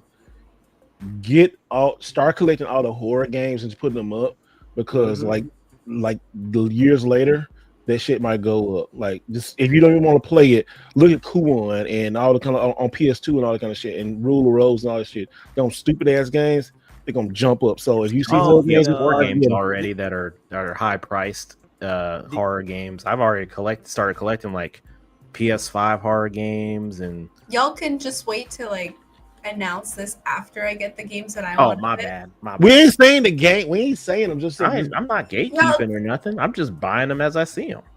I'm already struggling to get like games that used to be cheap. Okay, especially like the Silent Hill games. Yeah, I could buy them. There's this one game that Capcom made called The Hunting Ground. Y'all remember that? Oh, the girl and the wolf on the front. You can't find that shit under $300. You can't find under $400 anymore now. I'm looking at it right now when y'all talking about that. I was like, damn, what was that? Them eBay pricing, them horror games, bro. They just, I don't know. It's the adrenaline that starts pumping when you're playing the game because even if the game's not super immersive, you're in it, and it's like you're controlling the character. So it's like if something's coming at you, your reaction time just falls apart. It's not like playing a first-person shooter where you're like, oh, snipe from 2 miles away and you're accurate. It's like that fear factor kicks in and you just you drop it, you lose your thumbs. and that added in because a lot of horror games now, we don't get as many as we used to, like back in the 90s, 2000s, stuff like that. But a lot of horror games now don't use stuff like, to what Ness said, like the thing with the clock and the date for the newspaper. They don't do stuff like that anymore for the most part. It's mostly like co-op stuff you can do with your friends and whatnot. So a lot of those games, they just don't do stuff like that anymore. So hence why you can't find a single Silent Hill game under like $150. You can't find a single one of them. It's just not about to do 3-finger snap on the crew. God damn. 3-finger snap. All right, so let's get into the way everybody came up with the main subject. And thank y'all so much. Make sure you like and subscribe to the podcast, to the channels, to everybody's channels. But guys, Xbox seems to be in trouble. Oh no. Xbox in trouble. So right now, it's been reported the last couple of days that Xbox might be laying off 20% of its workforce from all studios. Now y'all know from Xbox, all studios. Damn, I didn't read into that part. Shit, it seems like it's rumblings now, rumors and rumblings right now. But you know, Xbox has been like really, really just eating ass pause lately. So basically, like I said, Xbox planning major Xbox layoffs next week. This is reported by The Verge by Tom Warren today. And it's just saying like Microsoft is planning to cut jobs in the company's Xbox gaming business as early as next week. Yeah. So we don't know. Like right now, it says these layoffs will be in addition to the 6,000 cuts Microsoft already made in May, and on top of more than 300 impacted earlier this month too. Any major Xbox cuts will be the latest in a series of big gaming related layoffs over the past 18 months. Like Microsoft just laid off like 19,000 Activision, Blizzard, and Xbox employees. The closing of the studio from Hi-Fi Rush, which that game is still supposed to be coming out on physical from limited run, so look out for that. That was a year ago. They did some pre-order. They still coming out. Shit, I forgot. Damn, so right now, so basically, yeah, PlayStation is an Xbox Junior Jam. Y'all, we've been on this on the podcast for the last year talking about the decline and the disappointment of the Xbox. And Xbox, to its glory days, is not like it used to be. We've seen it turn into official, like kind of third party where a lot of Xbox games are going out, but they're still trying to make a foot forward. It's like they got 1 foot in the grave, 1 foot out. I just don't understand what's going on. Xbox gave up. They said they lost this console generation, but they're still trying to put out consoles. They said it was going to do handheld, but then they move it off to the ROG Ally, and we don't know when that's coming out. We don't know how much that's going to be. Just missteps with the Xbox Series X going up another $100 when it shouldn't be. It should have been going down. Would have been the perfect time to be like, you know what, everything's going up. Let's bring this down some prices. And a lot of their exclusive. Let's take Hellblade for instance. They were saying Hellblade is going to be 30 frames. We had this very movie experience, and now Hellblade 2 is coming out on PS5 at 60 frames. The director's cut, all this good shit. For I can't even say it right. Forza Horizon is one of the better selling Xbox games on the PlayStation. You have Gears of War coming to the PlayStation 5, and also Xbox is not doing physical disc anymore on a lot of their games. So are we looking at the end of the Xbox brand, and how do you feel about it? Anybody can take this. Well, let the lady take Saturn. Let's let you talk about this really quick. How do you feel about all this stuff going on? What do you think as a gamer, a collector, just looking on the outside about this? I know you pay a little bit more, so I know you you got your shit before they. Oh, I don't even know. Do you have an Xbox? I only have the first Xbox. Okay. OG. Yeah. The I don't actual even. Xbox One. Yeah, I don't know if it still turns on because the fan was working extra hard last time I used it. Oh no, not the fan. Yeah. So, what do you think about this, my lady? So, as somebody who does not play Xbox, I'm sorry, but I do occasionally get on Game Pass and then cancel my membership and then get back and cancel. You've done that. I think that it was going to happen. It's not like a whole console war thing situation. I'm just saying, like, when you put prices at a certain height, less people subscribe like myself, right? So I unsubscribed real quick when I finished playing the one game. You have multiple, I'm sure there's like hundreds of thousands of people that think the same as I do, so they're losing revenue. So by losing revenue and not having games hit the same as, I guess, competitors, why have so many mouths to feed and keep feeding them? So I'm sure that with all the big purchases that they've made, that they have to let go of certain people. I know that companies like, y'all remember how this is like before it got purchased, but like how big Bethesda was, especially with like all of the Elder Scrolls series. And then what was the other one that I don't play? Fallout. Yes, Fallout was big. Fallout. Like Fallout was just as big. I just never bothered to play, so I always forget the name. But you see how like those were the big games, and then even those died down. So Bethesda is kind of dead. So they have to let go certain people there. That counts towards Xbox employees. I think it's just really game studios that are under their branch. And somebody in the comment was saying like PS Godson. They were like, Microsoft has like 3.66 trillion, so they just don't care. They could be, because Microsoft was so huge. They probably, my opinion on that, Microsoft's been trying to kill that game division. They really didn't even want it in the first place, but Bill Gates wanted it, and it actually worked out, and it worked out for a long time. But now they see that these subscription services is kind of backfiring. They probably don't want this shit no more. But go ahead, Ness. I know you've been itching to say something. Yeah. So Microsoft generally does layoffs this time of year because their fiscal year ends like June 30th, if I'm not mistaken. Okay.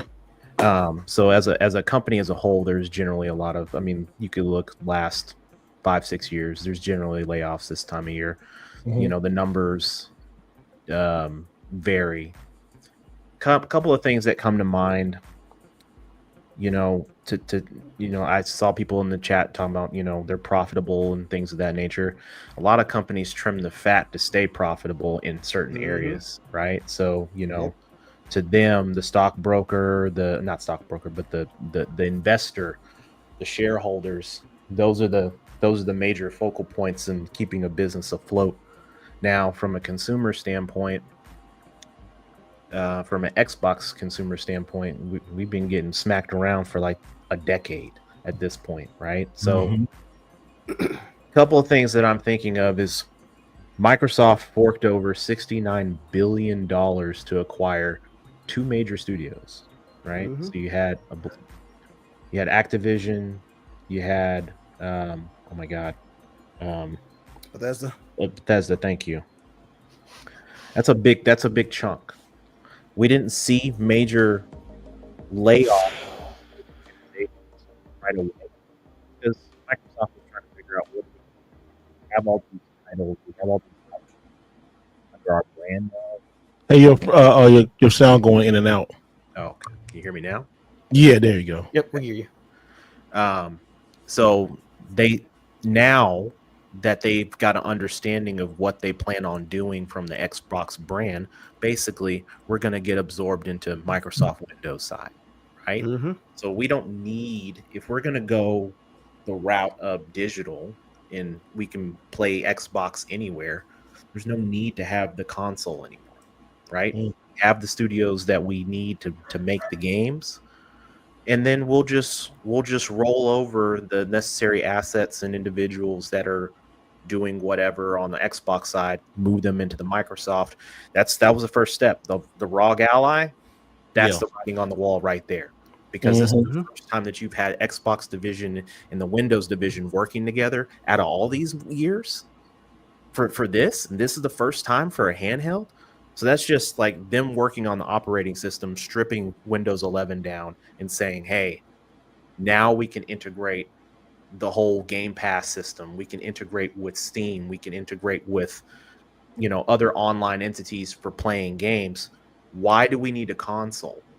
Why, when everything's a console? Because they've been promoting that for the last year and a half, right? So it's very unfortunate because there's a lot of folks now that are now out of the job, and there's a lot of really good devs, a lot of good people that are working behind the scenes at Microsoft that are now back in the field trying to find a job somewhere, and it's rough. It's unfortunate. I hate to see that happen for a company. It's roughy. No, it's rough. It is. It's definitely rough. And don't think it's just gonna be, it's just gonna be Xbox, because here's where the change happens. Nintendo's pretty much locked in. They're safe. Yeah, they've got it so locked in tight. It doesn't. Sony, on the other hand, they producing PlayStation games. Nintendo is, or helping out. They're helping out with Death Stranding too. They're the safest out of all of them right now. Sony, on the other hand, that's going to be another one that we're going to start having question marks for here in another 2 to 3 years. Because we're hearing numbers about PlayStation 6 and all that. That's great, but I definitely don't see a PlayStation 7 or 8. Not with the way the industry is going. You know what? That made me think about it real quick before when you're talking about stuff. People criticize Nintendo for years about graphics, and Nintendo said, you know what? Graphics are not the thing. And everybody's pushing graphics. And we finally hit a point where you can't see a return on graphics. I mean, how good can graphics be? It was doing so many good graphics, the gameplay was shit. Nintendo rolled in with the Wii and say, hey, let's play some tennis, and get everybody on board. That's when Nintendo took their turn and said, you know what? And they had a little dip with the Wii U.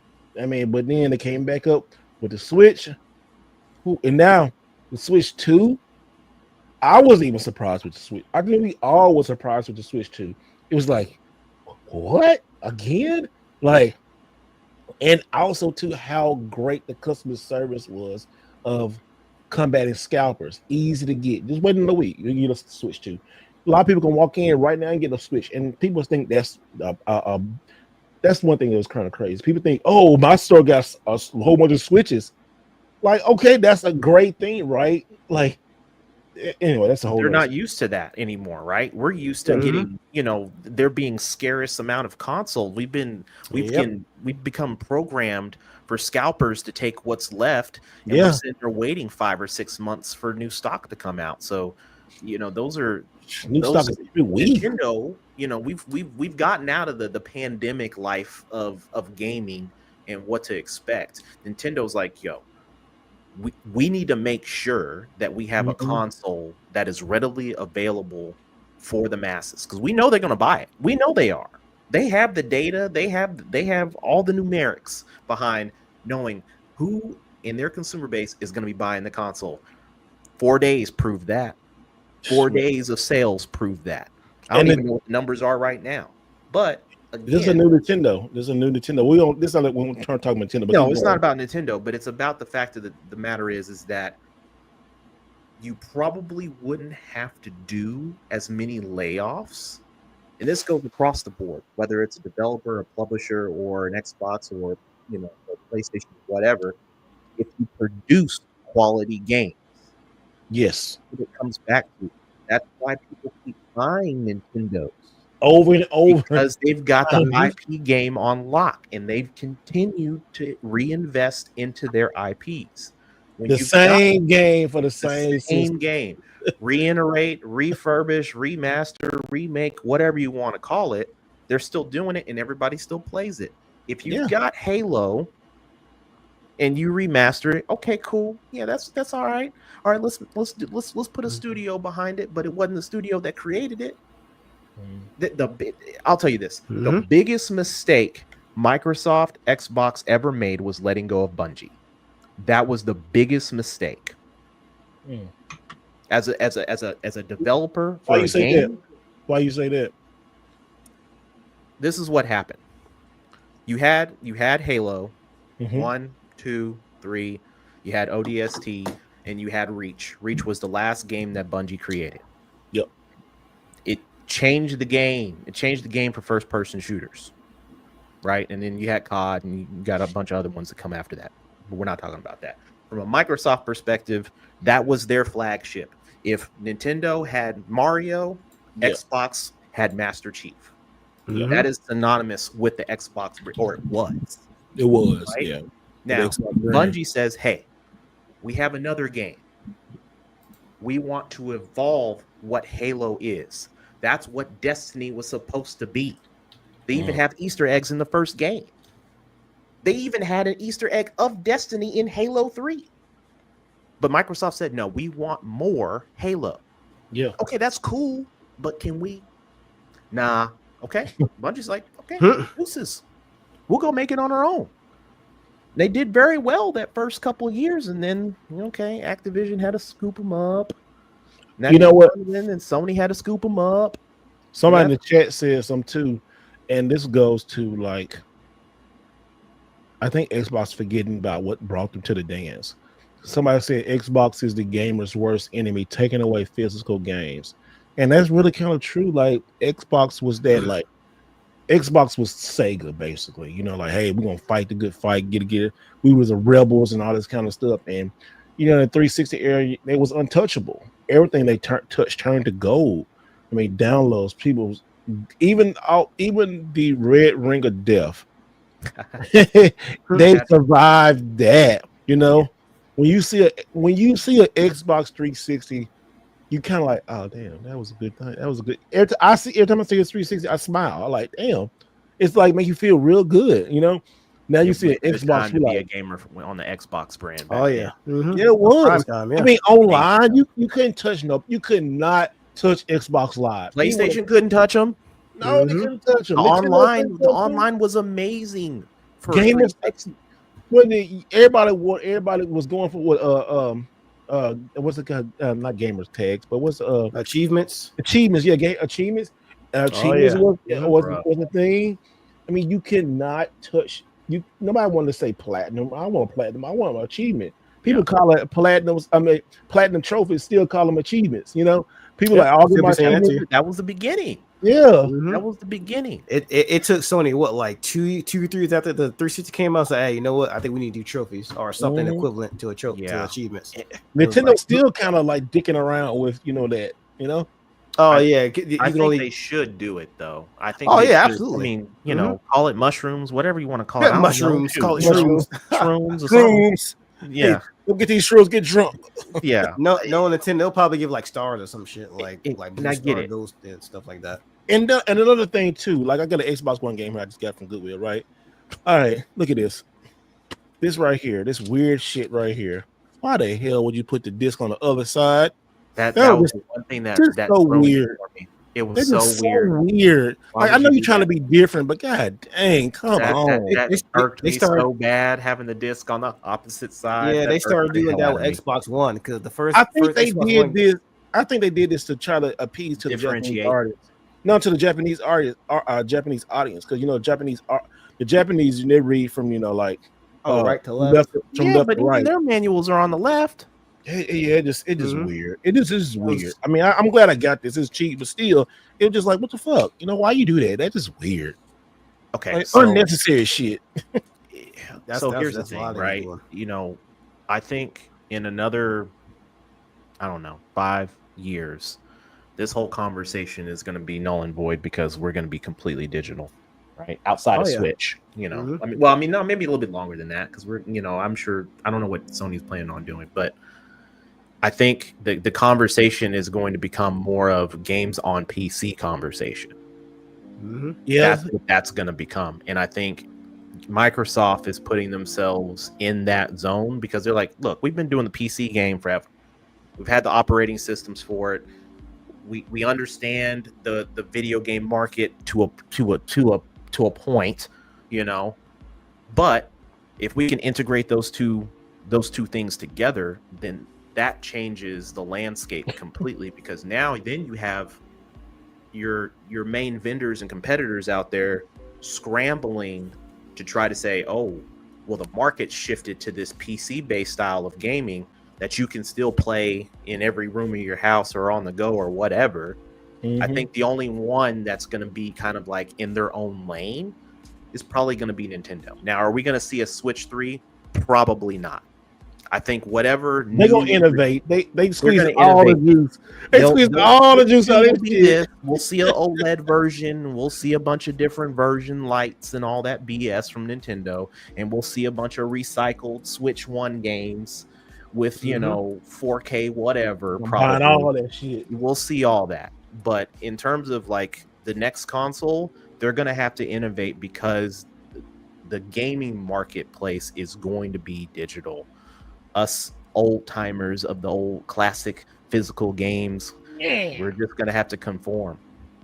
That's the unfortunate thing. You see how crazy people go on with goddamn key cards? They get mad. Oh, I know. I'm one of them. Yep. Yeah, I know you one of them. I'm 50-50 with that. Yeah, with key cards. I'm like, man, it gotta be something very specific like that will warrant me to try to get one of those things. But other than that, I'll probably go digital. I'll probably go digital at that point. I'm getting all of them too. Like, you know what? And it hurts me because I kind of made it my mission to buy every Switch 2 game this year, and it's a couple Switch games that are gonna be on paper. I'm like, fuck. It's like, why did I do it myself? That means you put a count on and stuff. So that means you definitely gonna have to get that Black Ops 7 when it comes to Switch 2. That has that piece of paper that says requires at least a minimum 256 micro SD card express.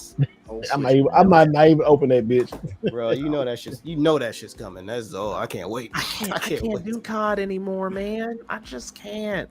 I tried it on PC Game Pass, and then when I got 360 no scope by fucking Leonardo, I said, "Hey, that's I'm done." And then they added, and now did y'all see they added Beavis and Butthead too? And I said, yes, bro, I saw that. I was like, come on, Call of Duty. Yeah. Really? Did you see that? Yeah. Yes. I said, bro, what? I don't like Call of Duty like that, bro. It's essentially first person Fortnite now. That's they're gimmicking it up like all the way up. And see, that's what, and you know what? See, and then that's why I call bullshit when people talk about these key cards, because y'all would spend $20 fucking on Beavis and Butthead or $20 for each fucking turtle, and then y'all talking about a key card game that's about $40. But Okay, to that point, here's where I rebuttal that, sir, because I'm not justifying some skins, but I'm just saying, like, if you invest, if you invest 95% of your gaming time into one game, yeah, I can see how that's valid. I spent a whole year and a half playing Warframe, and that was the only game I played. I dropped mad money in that game because I didn't want to grind. But can you sell your skin, Paul? Huh? Can you sell that skin? Wait a minute. Paul, can you sell that skin? There ain't no skin selling. There ain't no skin selling on a Warframe. But I'm selling skins, man. But no, okay, so that's what it is. People need to stop in this go in. People need to start this fake ass anger, stop bitching and stop complaining about the Nintendo Switch key card because the exact same the exact same thing is okay. No, look, I'm telling you like this is. Listen, yes, it is. It's not. But, hold on. Let me ask you this question. If you got a Switch key card and you got a Switch full game, right? If you lose both of them hoes, can you play them? No, you can't play them. A Switch. Hold on. Physical? A Switch one game? Listen, hold on. You got two Switch. Look, you got a Switch. Okay, let's put that. You got 3 Switch, and they're all physical. Switch 1 physical, Switch 2 physical, and Switch 2 key card. If you lose all of them hoes, say you lose them, can you play on your Switch? No. Can you sell all those? Yes. The only thing about it is on the key card is that it's an authorization to their download, and you get a box and all that kind of stuff. That's the only negative thing about it. Could they put some games on there? They could. Most of them, no. It's the same thing on PlayStation. Like the fucking this game just came out. What was that? Doom. It didn't have a full game on that joint. You had to download that, but you still can buy it, and people still can play it. And only people complaining because Nintendo, because a lot of people thought Nintendo was a we complaining because of the price point of some of them damn games. Like, yeah, I get you. Key card, and I ain't paying that on Xbox and PlayStation. I ain't paying that price. It's a combination of that, and then also why would I pay $80 for a game that's less quality, but best visually? Hold on. No, because there ain't no key card. Well, yes, there's only one key card. That's $80. That's Civilization. There was only one key card again. And it was. I would say there's gonna be more. There's gonna be more key cards. There's gonna be $80. But a lot of these key card games, go back to it, are not $80. Like I'm looking at Star Wars is $60. Star Wars what? You talking about Outlaw? Yeah, that bullshit. Yeah, Madden 26. Ain't nobody playing that on any console. Try again. Madden 26 is $70. No Sleep for Katamari Date is $50. The one I just bought at Radio was $50. Tony Hawk was going to be $50. I mean, I'm just saying, like a lot of key card games are.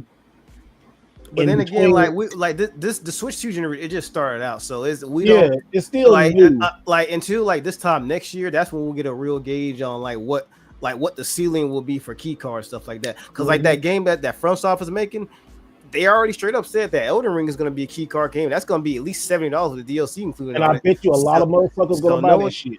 I'm pretty sure they are, but are they going to buy the key card version? They might Look, he heard we talking about key cards and Xbox, and guess who appeared? He ready. He caffeinated, alcohol ready. Princess, got enough in. Look, he's ready to talk about this shit because look, Xbox disappointed his ass. He is fucking ready. What's up, good doctor? What's up, man? Man, how are y'all doing? I apologize for being here late, but I've been getting vehicles detailed and moved, and then picked back up, and then more vehicles detailed and moved, and it's been a rinse and repeat. Look, everybody know your ass for to get ready to go off on Xbox. Look at it. Everybody know. Well, you would show halfway up on the Xbox shit and talking about the key card, but no, we were just talking about the key card stuff and the Xbox. How just disappointed Xbox is just kind of becoming over the past year, and we've seen the slowly death of Xbox, and I know you got a different perspective of it about where you think it might be going. So, you here, man? Welcome. How you doing? And I'm doing good, man. I guess the floor is yours. So just to jump in. Hold on, and the floor right here. Look, and Pink Princess already said, I love Alex, but try to say as much you can before it shows up. Because we know that when he pops in, he'll have a lot to say. She's not going to hesitate. She did that in the first 5 minutes of the podcast too. Yeah, that's too funny. That's too funny. No, right, so well, I mean, here's the deal, right? Like Microsoft is doubling down on the whole entire move over to PC. I think that if you've been paying attention to the news, I think Bloomberg had an article, and then Neocon picked up the same article and just kind of retold it. But long story short, it's like they're about to do a massive number of job cuts, and I think what they're doing is they're fully integrating Xbox into the Windows operating system and PC. Yep. And so, honestly, for Microsoft, it's kind of like the prodigal son kind of coming home, because Xbox tried to really, initially when they were first built was kind of like the renegades within Microsoft got together and made this project. And Microsoft actually tried to kill the project several times, but they were wily and they figured some stuff out, and they were able to get to proof of concept, and they showed them, and the rest, as they say, is history.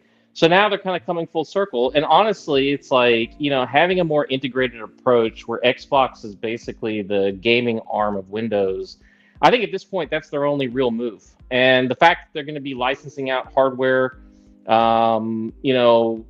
basically they're not having to do the R&D anymore. They just have the platform upon which that, can run almost universally.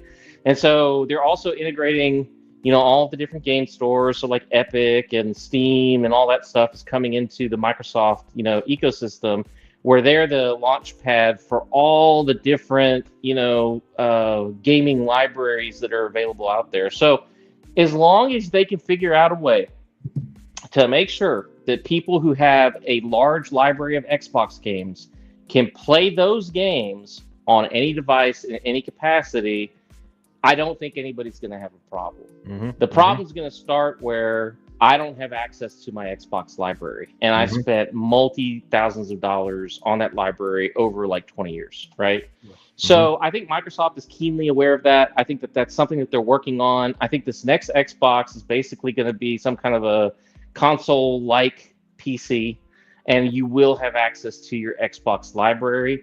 I wouldn't even put it past them if they put a quote-unquote Xbox, card that you can slide into a PCIe slot in your motherboard, and boom, that's now a native quote-unquote hardware, so that they can play legacy games without having to worry about licensing and all that other stuff. So I think that the future for Microsoft is basically a big pivot, and they're going to move 100% into the PC space. Now, this actually, interestingly, goes in league with the whole entire deal that we have with the key cards. Because it comes down to software. Who owns it? How do you own it? How do you have access to it? And Nintendo basically said, not only do you not own the software, you also don't own the hardware. The Switch 2, we can brick it any time if you do any of these infractions. And so it's kind of like, all right, well, so I'm leasing I'm paying for the license to use the hardware, and I'm paying for the license to use the software. And that's kind of a big change for Nintendo. I think that, prior to this, all their games were on the carts, and that was something that for legacy players and things like that was awesome. And then we saw what they were doing with their entire back catalog. So they have the NES player, the SNES player, the GameCube, N64, etc., that you can access through their live, kind of software online access. And, up until the Switch 2, everybody was like, yeah, okay, I'm totally cool with that. I've got access to old games. I still have these physical cartridges with the actual games on them. I'm 100%. And now all of a sudden they're like, nah, bitch, we ain't doing none of that. It's like, we're going to put an access key on that motherfucker, and you ain't going to own shit. And if you, let's say, for example, the apocalypse comes, and we have Red Dawn moment, and all you have is a Switch, and not Red Dawn. You have a Switch, and you take out a brand new keycard game, and you have no internet access. You put that keycard in there, and you get nothing because the game's not on the cartridge. You can't play it. And that's what a lot of people fear. A lot of people fear because ownership, and you're right. I'm on board. I'm kind of like, what? I kind of got beat over the head, pause. But what? This is how it's going to be. I mean, okay, but I do think if a lot of people are not buying this shit, a lot of these third-party companies are going what? Let's just pay a little bit more and put this stuff on there, because that's what I'm hoping for. Yeah, that's what I'm hoping for. Going to see because a lot of people. I'm sorry, Alex, but a lot of people it's easy to blame Nintendo, and I understand you can blame Nintendo, but Nintendo is giving these guys option. Like really, the Switch 2 is really an option because the full game is on a Switch 1 card, and you can have the updates, on that. It just people who are buying the Switch 2 are buying the option. I'm buying the option. I can clearly go get the full game on the Switch 1, but they want to push you to there. It's like they got 1 foot in and 1 foot out. Like, well, motherfucker, choose. Switch 1 games, bro. Well, what they perfected is the illusion of ownership. That's what this is. This is the illusion of ownership. You think you own something. Don't care about ownership. Because they don't know. No, I know. But the generation we're not the market. All of us on here, people who are in the chat, we're not the Switch market. We're gonna buy because we like video games, but the Switch 2 market are like people who are kids, and they don't understand what they're getting into. They're not signing on the dotted line. That's the right. problem. Yeah. Well, and parents, they grew up with this, and like everything is downloadable, and that's their like, you know what? I don't care about owning it. They really don't. We care about like, hey, you might want to play this later on, like a card or some shit. I want this, like, like right here. I got the full game, like Wii Sport Resort. I got the full game right here. I still got it. Why you like? It's like, why you randomly had that damn box? You mean randomly popping games up, bro? Because I got that too. I got that at LA. I mean, I got that. I got this at Goodwill in Sacramento too. Also, good Lord, Goodwill hooking you up. But hey, they didn't give a shit about games back down there. But anyway, go ahead, Alex. No, but anyway, so it's like, at the end of the day, it's like we're seeing a paradigm shift in the industry.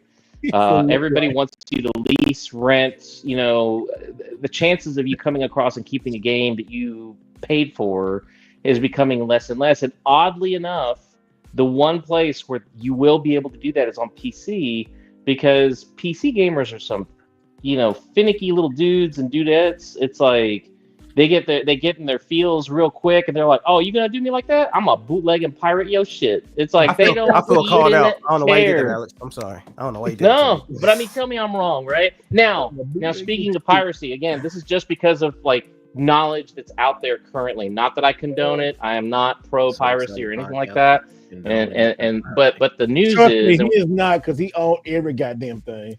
Oh, for sure. No, but I mean, so recently, within 3 weeks of the Switch 2 hitting, they have a full layout of every single pin on the socket. They know everything about the APU, basically.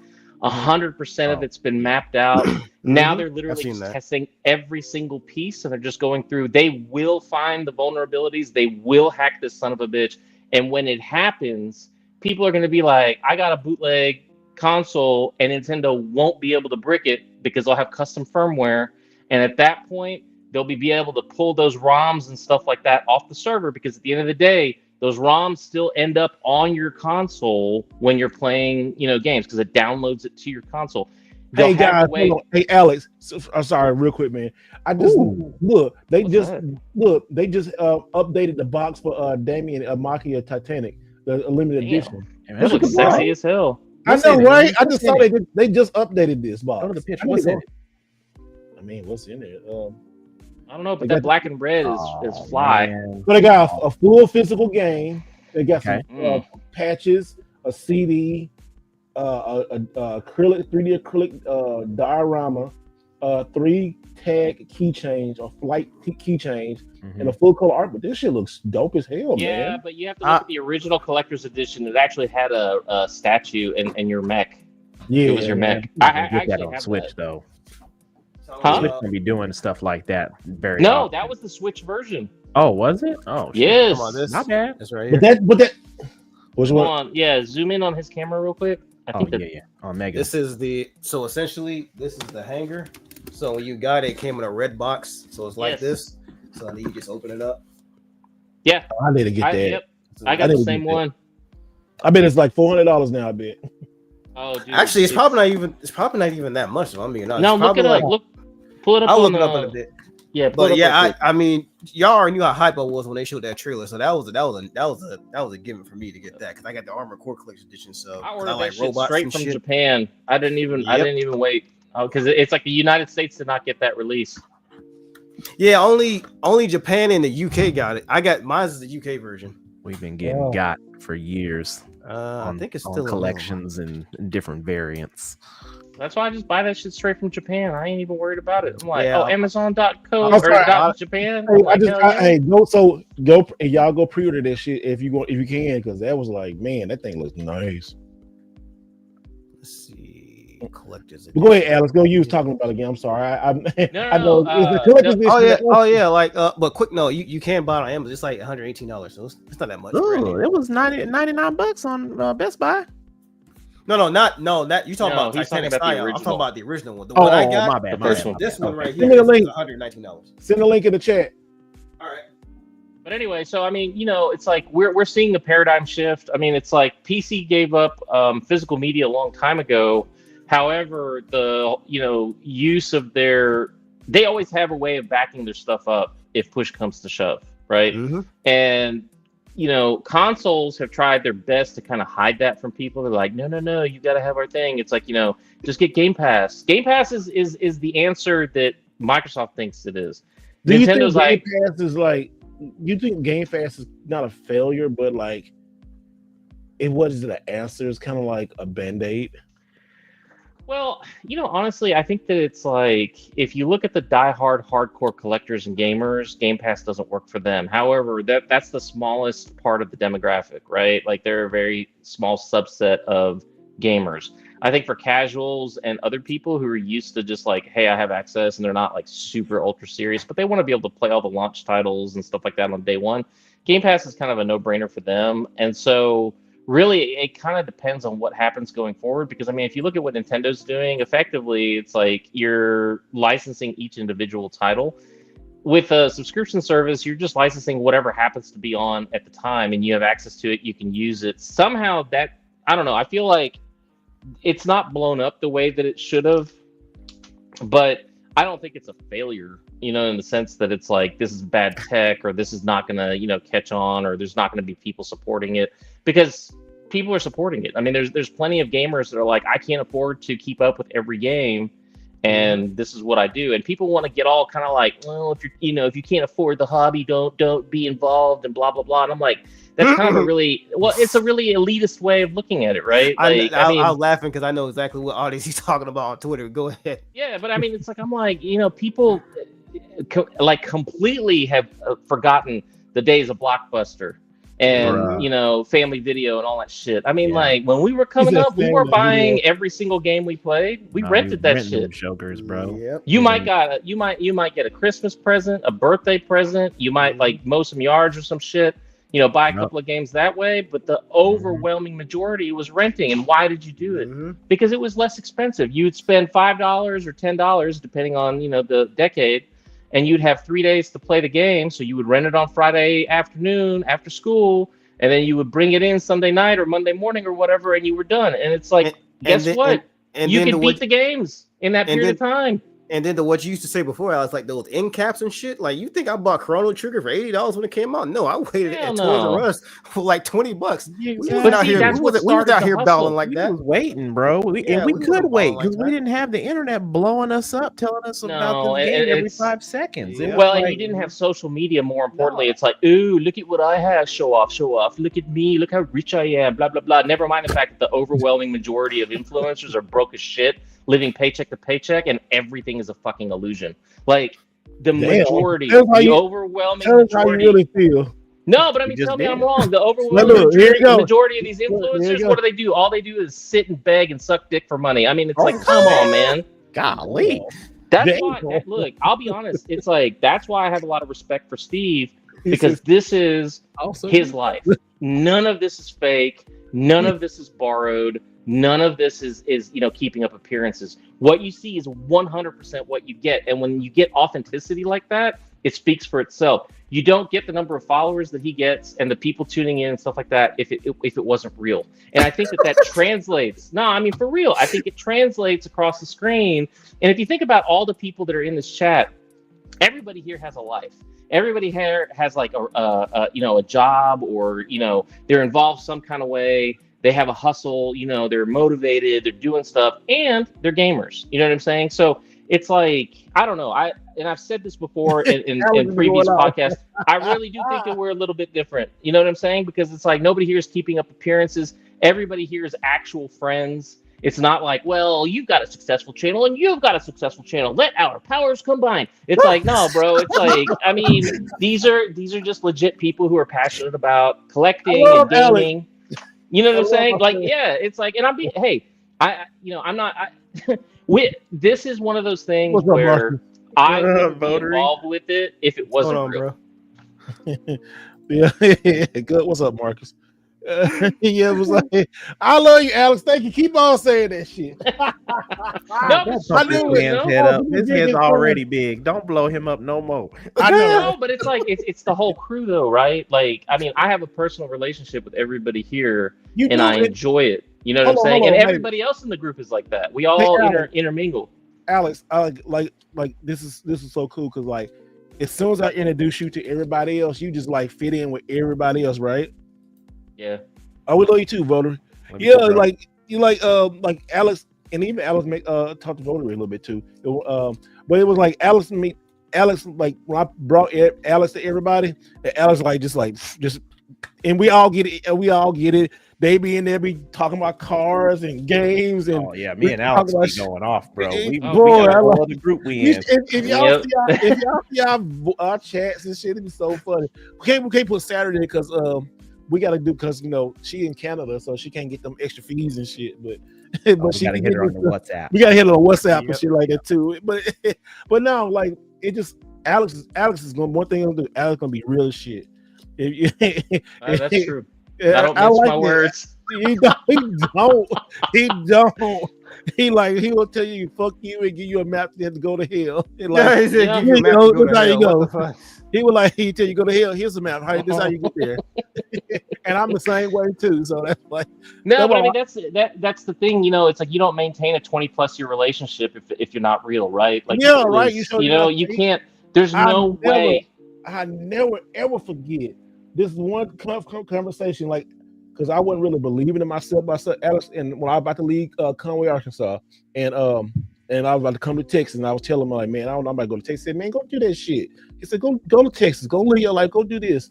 And then, like, so I went to Texas, I was like, you know, doing WWE stuff and all that kind of stuff. He said, man, you gonna do it. You just gotta go out there and they said, fuck Arkansas. He like, yeah, I got my stuff. You go get your stuff.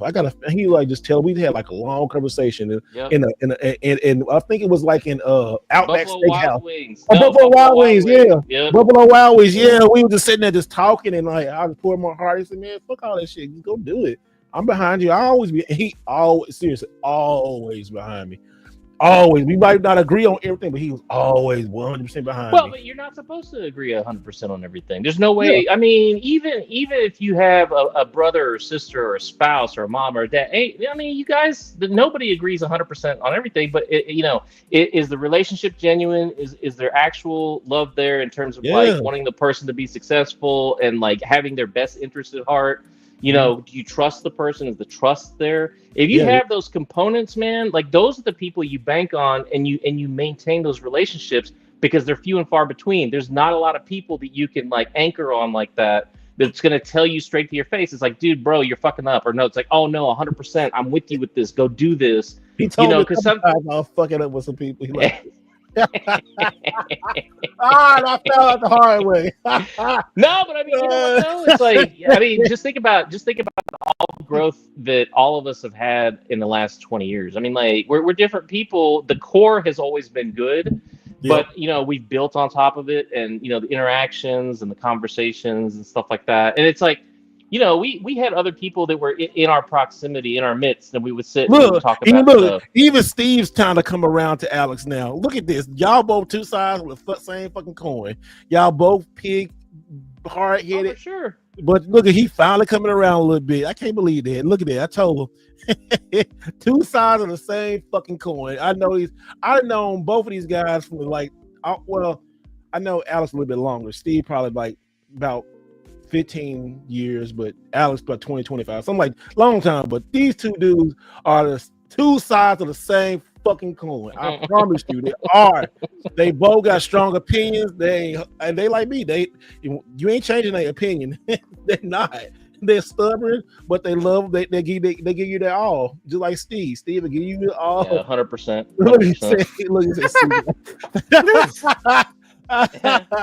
Actually, yeah, we hang out in the back channels all the time. Y'all just don't know. Alex, did you see? Alex, are you watching the stream? I am right now. Yeah. Look what Steve said. But it's so funny. He was in his pool. Look. Oh, nice. There you go. The knee grips. Love it. Knee grips. Oh god. Oh, guys, crazy. But yeah, go ahead. But like this Xbox shit though, it's disappointing, man. I love it. Well, you know what though? I knew this was happening. I love Xbox, but I mean, like, it just. Bro, they told us what they were doing with the whole Blizzard Activision deal. Yeah. People were like, oh, we're going to be exclusive and you're going to have to play on Xbox to play Call of Duty. And I'm like, no, the fuck you're not. I guarantee you ain't. You're going to be playing that shit exactly wherever the fuck you played it last time on PlayStation. And people are like, no, it's going to have exclusives. It's going to be the real reason this next generation of Xbox is going to be absolutely phenomenal. And you're like, no, man. No, that's not how this works. You know, you ain't.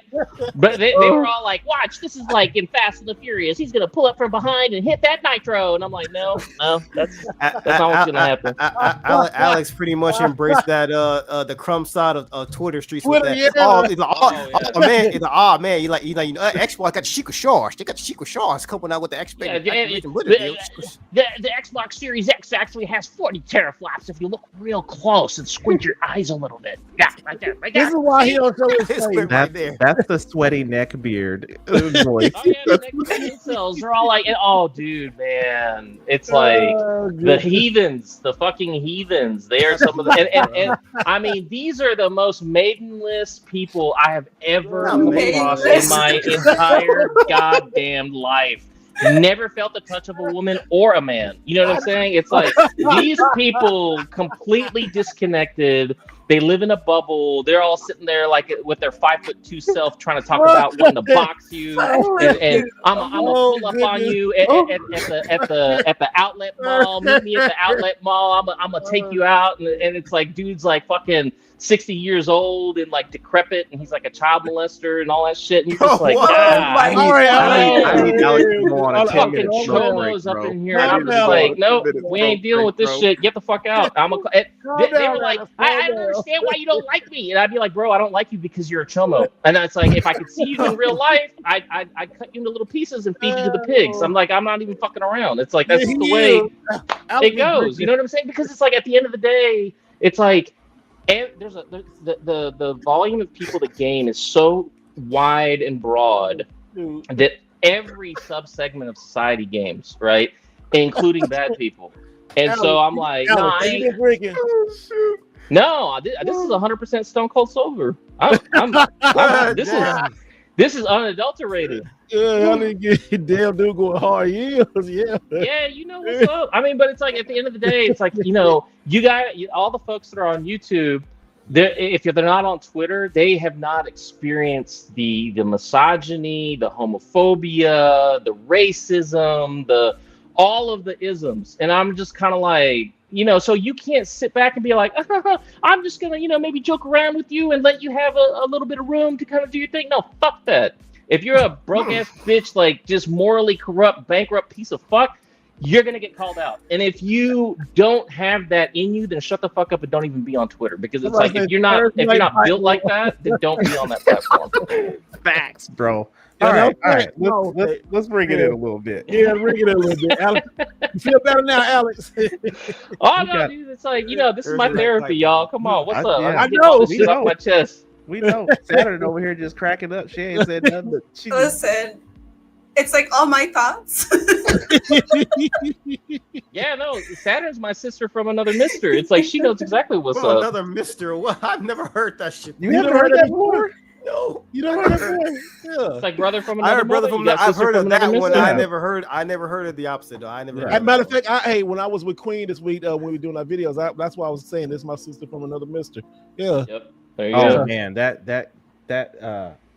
clip her and you were in her game room. Oh boy, you'd be like, what are we gonna talk about? And she's just like, this asshole. I know what.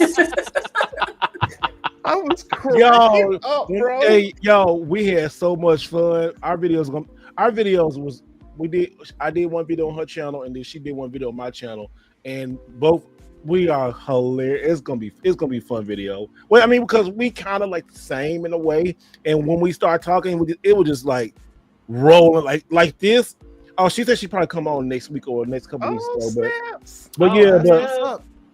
but it was just we had so much fun, man. She took, just it was fun. Them videos are gonna be fun. Was there the classic banter between you guys? Yes, yes, it was. I love it. Snaps. Here, hey, Pink Princess, thank you again. She said a random heathen weirdo tried to chat me up and send me photos. He was right about too till he found out I was good friends with Alex. When he did, the dude screamed. He screamed. He said, "Never heard from them again." Dang, Alex, you protected her like this. So, well, I mean, you it's like, hey, I'm like that in real life too. It's like it's just the way. I mean, you know what? It's how you're built, right? Like either you carry the sword of the righteous. Hold on, we got to do it for one more time.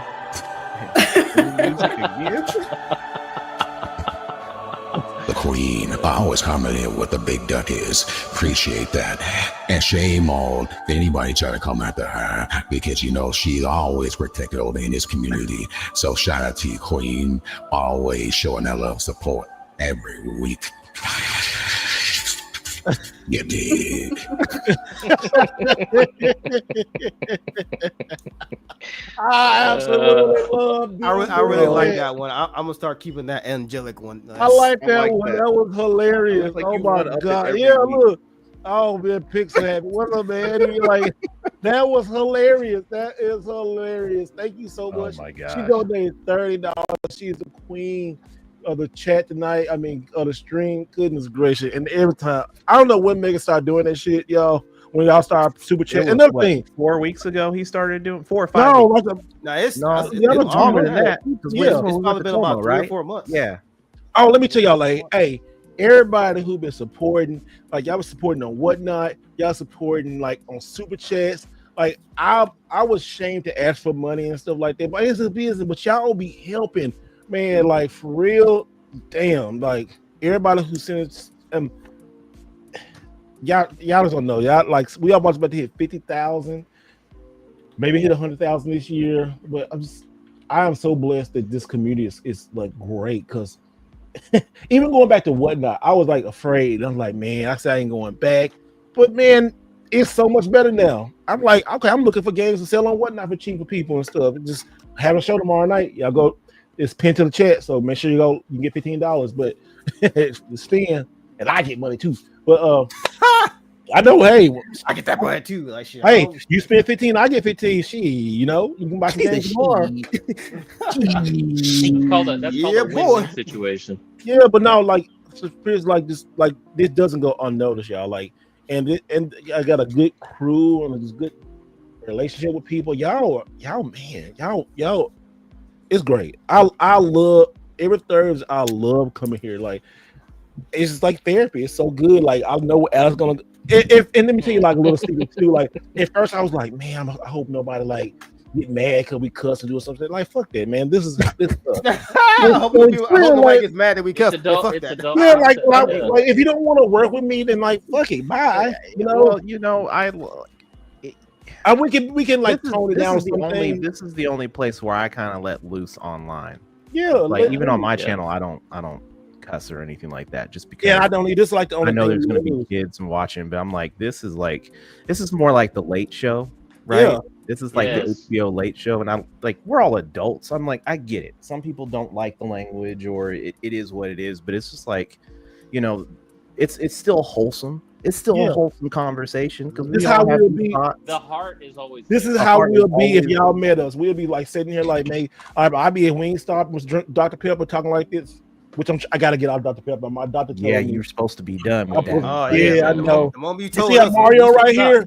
I gotta get Mario way back here. Mario's sticking out here. That shit. I gotta get Mario gonna be starting looking like Bowser if you're not careful. Oh damn! No. Wow. Yeah. Bro did not pull a single punch. He was like, Hey, Tiger uppercut. You move. Shoryuken. He ain't lying. I gotta get out. As much as I love Dr. Pep, my doctor too. When I went, so I went to the doctor last week. Everything was great. I gotta get like a little boil cut off, like my knee, but that's it. But it's not bad, like an outpatient thing. But she said she touched my stomach. You gotta stop drinking soda. I like, oh yeah, I do, don't I? So you be good after that. She said you lose all that weight. I said, You lose a lot so of you, weight. she said you working out. I said no. So stop being lazy. I was like, all right.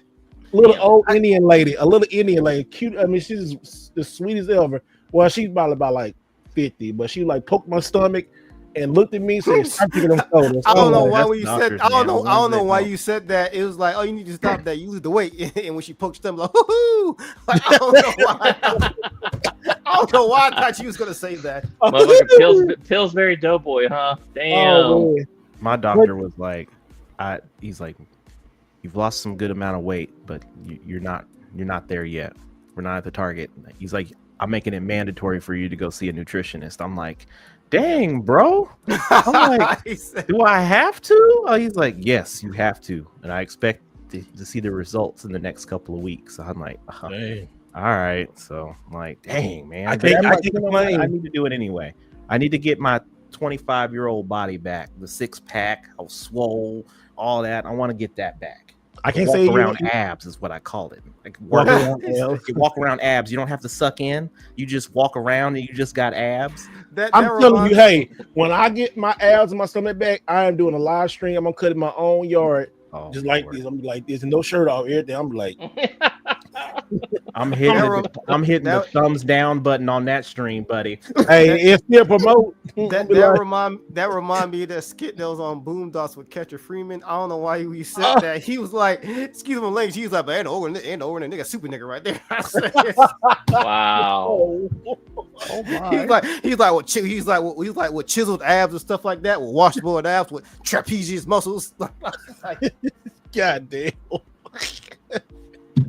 Oh, it's totally off the rails now, y'all. All right, we're back. We got a Rayla back here. Rayla's back in this. Rayla's back in.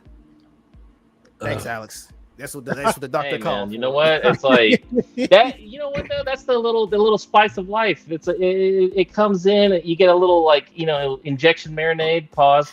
And you gotta let that just kind of sit there for a minute, then throw that bitch on the grill and see what happens. You dumb as fuck. Oh my goodness, this is why I love this podcast. What's the next topic? Yeah, what is it? I'll tell you. So we're gonna break out into the movies real quick. So we got Jurassic World, we got Superman, we got Fantastic Four. Hey, before you get to that though, let me show y'all something really quick though that happened today. Oh, here we go. All right. Hey, this happened today, and I need to update. If you guys and girls out there have a Xbox 360, Xbox got a brand new dashboard that came out today. Look at this. Got a brand new dashboard. I can't believe it. Man, stop that. Is that the same shit that Xbox Series got?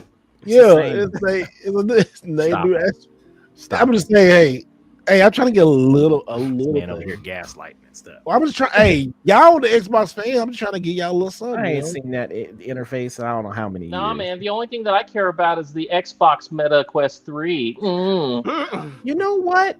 I was looking at that advertisement and I was surprised at the comments. There was like hella positive comments and. Yeah, it was. A lot of people was really on the dashboard. Yes, they were like people like, man, I really want to get that. I'm like, for real? I'm like, but it's just kind of a VR kind of. No, MetaQuest. No, hold on. MetaQuest is dope. I know it's dope, but I'm like, you're just gonna have the Xbox interface on it. I'm like, and it's in black. I mean, that is cool too. I do like the fact that it's in black. That's cool. So, Alice, how many did you buy? Technically, I've got 2. What? I knew that motherfucker was gonna buy already. So he probably still have the other variant version. I have reasons that I'm not going to disclose on air. So, no. Oh, okay. I got you. I see what you're cooking. I see what you're putting down. I got you. Is it out now? Can you get it now? Or I actually have one of them here, and the other one is en route. Hold on a second. I got it delivered today. One of them I got from Best Buy, and the other one I got directly from them. Have you tested it yet? Have you played it? No, I haven't done anything. In fact, I didn't even know it was out. I could have swore it was on pre-order. I guess I just wasn't. Well, it's just a different color variation, right? So that's and it's got the Xbox interface. It's got Game Pass options and stuff like that. So, okay. I mean, me and VR don't mix, man. Yeah, same here. My motion sickness, I can't do it. Yeah, I tried Minecraft in VR on the Oculus Rift, and then I started sweating. I said, within 5 minutes, I started sweating. I said, nope, ain't for me. Yep. I did a that boxing game. Like when my daughter got hers, and she had that roller coaster game, and then we had a boxing game. I was like 2 inches away from putting a hole in the wall. And I was like, oh, snaps. They're like, you're moving too close to the wall. And I was like, oh, snaps. And then I was like, all right, let's change the game. Man, we did that roller coaster thing. Man, I broke out in a cold sweat. I was like, oh, this is about to be bad for business. I was like, y'all got it. I can't do this anymore. So, Alex, you said you got yours from Best Buy? He gonna get it. I was thinking about getting it too. I ain't gonna lie. Directly from Meta. So I'll send you a. Oh, he talking to somebody else. Well, they said it's limited. It's a limited production run. So, but I'm gonna send it to the group chat. Hold on a second. I'll send it to the. How much were they? They were like 300 something. Oh yeah, $399, I think. Yeah, I can't do it. It's a limited release. Like once they're gone, they're gone. They're not making any more of them, so it's like a limited marketing partnership. Oh, okay. Well, that's what do you call it? What did the Oculus? Yeah. So was it Facebook who did the Oculus? I don't think I might get it. I just like it better because it's black. Yeah, I was about to say I don't. I've never seen any other headset that wasn't in like white or gray or some shit like that. I've never seen a black. Yeah, like I'm like this makes so much more sense in terms of like the average gamer, you know. Yeah. And I mean the thing is, it's like honestly, it's like I don't care about VR so much, but I do like having a mobile virtual monitor. So you could basically do a 120-inch monitor. You can, watch streaming services. You can, do all that other kind of stuff depending on how you have everything set up. So, watching movies and, playing old school games where you're basically just, like you can be laying in bed with your controller and just, it's basically a virtual TV. So I tend to travel a lot. And so it's like one of those things where it's like you just throw that in your bag and you're good, for a lot of that kind of stuff, especially if you don't want to like deal with the hotel's TV or the Airbnb's TV or any of that other kind of stuff. So, I mean, if you look at it as a portable monitor, it's got gaming stuff too, but who cares? I don't mess with the VR stuff. Honestly, VR, the problem with VR is, first of all, no game developer is like, oh, I'm going to make the next killer app. And people are like, well, there's Half-Life Alyx, isn't there, buddy? And I'm like, oh, come on. It's like, there's like one game out of the entire, and then they start saying, what about that, that one game with the bones and and I'm like, dude, shut the fuck up. It's obviously nobody knows. It's like, nobody cares, nobody knows. It's like, how many game awards have any of these games won? A big fat fucking zero. No, not in their own category, they haven't. And I'm like, not in their own category. And I'm like, their own category. I'm like, that's the shit that happens before the even award show happens. Like, nobody watches it live. I mean, like, they do be doing that. He was like, oh, yeah, the best virtual reality game is Dog Whistle. And I'm just like, what are you saying? He does that standing right there before they even get to the new nominations. I said, they don't give a damn about VR shit. I know. Earlier in the evening, these bitch ass categories won these things. All right, let's get to the real show. And that's how they do it. I'm just like, God damn, they don't even pretend. It's not even like. I know this is like an early sample size since this just came out not too long ago, but like even the reviews on Best Buy are majority like highly positive for this thing, which is very surprising. I was just thinking that people were just gonna be like, oh, it's just a reskin. I mean, you've got people saying that, but like, it's a reskin in black, but I like it because you've got Xbox Cloud Gaming. That's good. I'm like, oh, okay, that's cool. But see, think about it though. They're not virtual reality games. They're using it for the same reason that I'm using it, because it's just a virtual TV. Yeah, but also too, I was at Summer Game Fest and I played that new Deadpool, and it was pretty fun. Like a lot of these VR games, I actually enjoyed them. It's great until you vomit. That I'm getting motion sickness just talking about. All of a sudden, you're like, how come I got a grumbly in my tumbly? And all of a sudden, it's like, more. Did you ever see that movie, Old School? When Will Ferrell's like, I remember that. I like you, but you're crazy.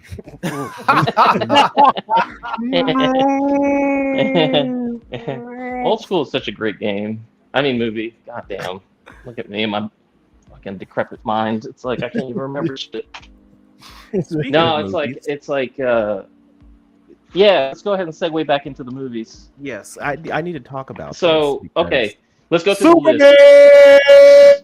Man, Superman. Look, I am so hyped for that, because I'm gonna tell you straight up. I don't know about the rest of y'all, but when they put that trailer out and they have the old school Superman music kind of playing in the background, and then all of a sudden that explosion happens and he saves that girl. Bro, every hair on my body was stood up, and I was getting all misty-eyed and choked up and shit. And I was like, why am I feeling like this? This doesn't even make any sense. And then I remember, because when I was a kid, that's one of the first movies that I got to see back in the day. And it's that immediate link back to my childhood and that nostalgia. Bro, they tapped into that shit 9,000%. Like fucking James Gunn was all like, oh, I know how I'm going to make Alex feel. Watch this shit. And it's like all of a sudden I'm like, oh, I feel it. Oh, fucking kryptonite. God damn, I got to see this movie in the theater. So it's like, yo. I'm happy for you, bro. I'm happy that you feel that way. I mean, that second trailer when Crypto was kicking the shit out of him in the ice, I was like, what the hell is this? He's like, Crypto, stop beating me. I'm like, what are we watching right now? Like, what kind of Superman movie is this? I don't know why they chose that particular breed to be Crypto, because I was like, what? I was like, is that a Shih Tzu? Like, what is that? Like, because in my knowledge, I thought Crypto was like some type of. He was like not like a Doberman, but he's like he was kind of like a a German Shepherd or a Husky, kind of like a German Shepherd hybrid or something like that. Something like that. He's a German Shepherd hybrid. Yeah, like he's always been like a little white German Shepherd. It's always mixed. Why gotta be white? Because he was always white. Like, dang, bro. Sorry. Why you gotta be white? I mean, we'll see. I'm gonna go see the movie. I'm gonna go see the movie, but like, I'm not talking about Superman. I'm talking about this Street Fighter. Yeah, let's talk about that. Okay. So 50 Cent, hey, 50 is a good actor. I didn't say what. I know, but I'm saying when he I love 50 Cent. When he does something, he does it the right way. Oh God! Womp womp. Hey! I think I'm gonna purchase MetaQuest online in a minute. But anyway, I gotta get some more shit. No, but I'm gonna tell you straight up. It's like you got.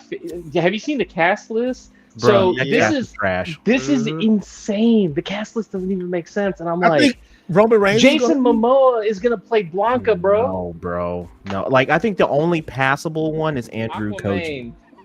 Andrew Koji as Ryu. I can get behind that. He's got the acting chops. He's got the martial arts skills.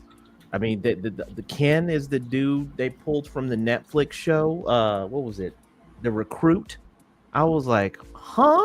I mean, he was getting his ass kicked that entire show. I'm like, he's not even believable. Yeah, but you know what? He's got a Hollywood trainer. He's gonna put on 40 pounds of muscle, and he'll be like, round one, fight. Bruh, I'm sorry. Like, we're gonna have MK2 coming out, and all the early screenings of that movie say it's like true to the game, and I would hope that movie is going to change make Hollywood actually look at these games and say, like, let's actually follow some of the source material a little bit closer and actually try to attempt to find actors that actually have the look instead of just, picking up a couple of names. Like Jason Momoa can't be in everything. I'm sorry. He just can't. I'm like, dude's cool dude. I liked him as Aquaman, but I mean, what? Blanca? Huh? Just CGI at that point if you're gonna do all that, and they probably will CGI. He'll probably just be the voice. I don't even think Blanca is like that tall, is he? Because Jason Momoa, like, I mean, he's kind of like hunched over. Dude. You know, Yeah. They haven't selected a Guile yet. What they've 50 just got announced as Balrog. They said Roman Reigns might be Akuma. Bruh. I saw that. Yeah, cause I think you posted that like a week or so ago, and then I saw it. I was like, that don't Akuma even is like Japanese, bro. Yeah, that don't even remotely make sense and all like, that. But Akuma look a little black though. I mean, it's just his. He's not black, but you know, he's Japanese. But it is he? Yes. Yeah, he is. He's Goken's brother. He's Japanese. He's a dark Japanese guy. Well, yeah. I mean, he's maybe he got a black. I mean, okay. Maybe he's black and ease. If this dude. I'm like, okay. So the only okay. if we're looking at the history, Alice go. He'll be back. Yeah, if we look at the history of fighting game movies, there's not a very good track record. Okay, if we look at the first Street Fighter movie, oh god, trash. Oh yeah, trash. Like rest in peace. This is Raul Julia. That was his last film, and that was cool, and he did it for his kids, and he's always a good actor. And then Van Damme, I mean, that made no sense, bruh. Like, why is he playing an American?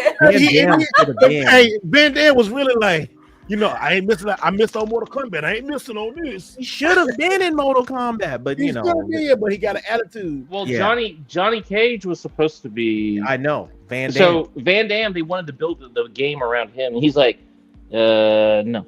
Yeah. You know what? I need to really call the Pacino brothers and I need to get them on the podcast and say, hey man, y'all need to come tell that story about Mortal Kombat. So if you don't know, the Pacino brothers are the guys who played Johnny Cage, Scorpion, and from the original Mortal Kombat, and not Shao Kahn, but Kung Lao and all those guys and stuff. Yeah. Those guys, and when we were going to different conventions, they was telling us, about. He told me a story about Jean-Claude Van Damme. And he has to tell it. It's so funny, man. So Van Damme. I mean, he's been like, he was like that on Predator because he was the original Predator. Yep. With Schwarzenegger and all those guys. He was supposed to be the actual Predator, and he was mad. He got mad because he wasn't showing his face or anything. It's like, I don't want to wear this costume and like all this other stuff. And they're like, all right, bitch, you're up. Yeah. He's such a diva. But okay, so you got cocaine will do that to you, though. They announced the Chun-Li. I said cocaine will do that to you. Yeah, they said cocaine. Yeah, bro was fucking high on coke his entire career, bro. Really? Yeah, he's a big old kid. Yeah, that's why he kind of fell off, and then he finally found Jesus or whatever, and then kind of turned the corner, so to speak. I'm like, all right, then. Okay. Besides the fact this movie's gonna be trash, I have no faith in it. If we were gonna ever get anything close to the closest movie that's been live action that was good was Assassin's Fist. Yep, and that was Assassin's Fist was really good. Mm-hmm.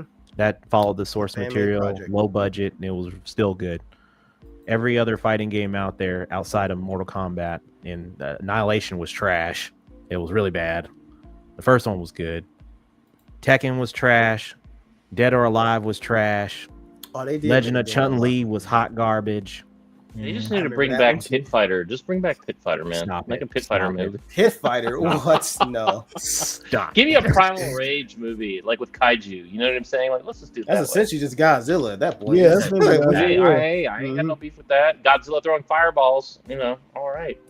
King of Monsters, no. Yeah, you're right. Like, you're not outdoing Street Fighter 2, the animated movie, by far. That is the best Street Fighter movie ever. Mm-hmm. Yeah. That intro alone. Oh my god. Intro alone was fire. That fight between Chun-Li and Vega was amazing. Oh, that was they don't do fights like that anymore. Well, they still have good fights. A live action version of that movie? I'd be happy with that. Of what? Of Yeah, which but that- movie? Of Street Fighter, the animated movie. If they just did a par for par, man, just straight up frame for frame. I mean, you might add a little extra to it, but that would be a fire movie. I'd watch it. Maybe add. I mean, Aquaman in there. the problem is they need to actually have. So there's a disconnect because the game designer developer comes up with it, and then the company they work for owns the IP, and so then the corporate guys and gals will sit back and say, well, let's license this.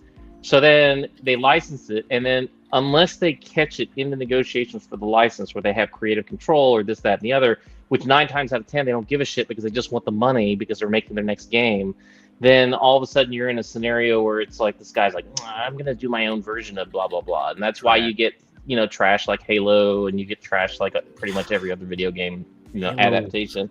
I've waited and even The Last of Us, like first season, yeah, pretty good. Second season, I mean, it's like I'll be honest, I lost interest towards the end of season 1, and by season 2, I haven't even watched it. I just was like, nah, man. It's like one day. By the time Joel got what happened to him, I was like, the rest of the cast, they just can't carry the rest of that show. I only watched one season.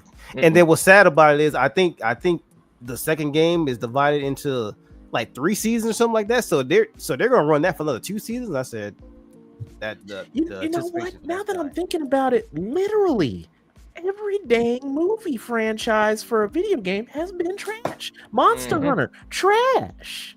Oh, that's right. They did do a Monster, and it should have T.I. in it, didn't they? I remember they did Monster Hunter. Yeah, it had T.I. in it. I remember. The same did Monster Hunter.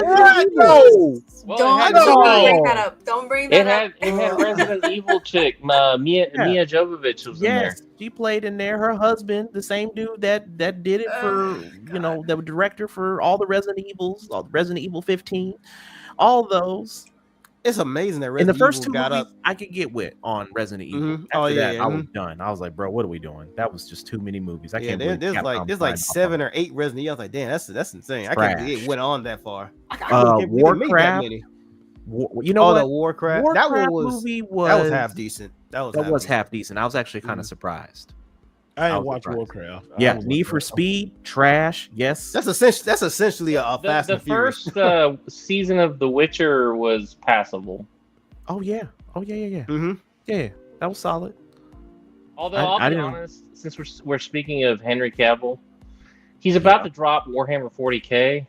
Yeah. And bro, man, that's like his franchise. Like he's gonna a put hardcore. Was Uncharted good?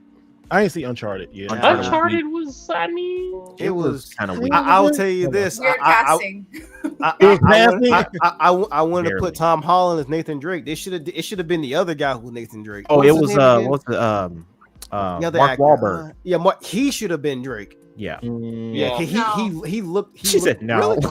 You said no. She said no. He looked more like Drake than Tom Holland. What's his face? 300. Keep forgetting his name.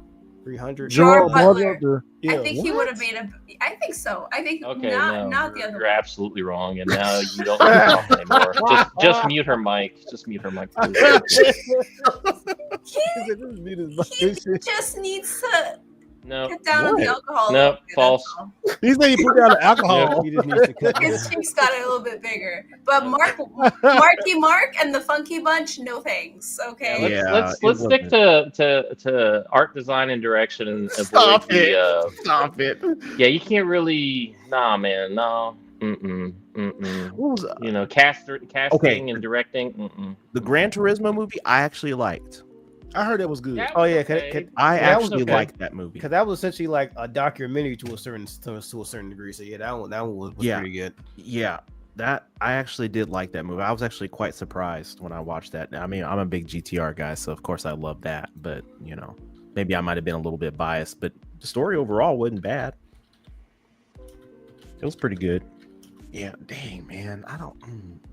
Oh yeah, Hitman movies. No, Hitman movie was horrible. I remember they did a Silent Hill movie.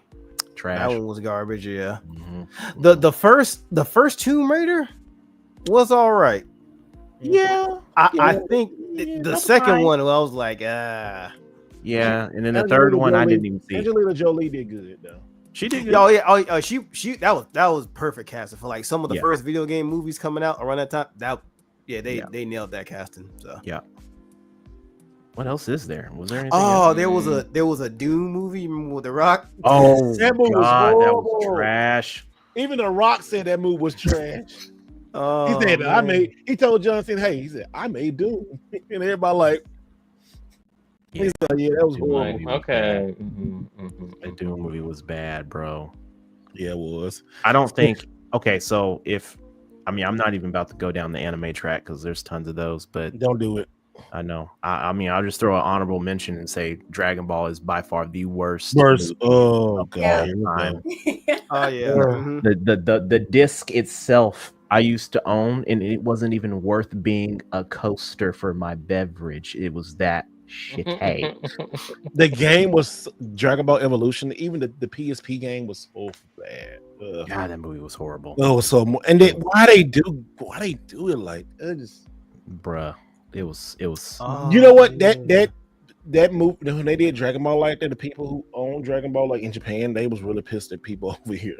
They was really mad. Oh yeah, I can. If that was your first introduction to Dragon Ball, God forbid, Lord, that was a.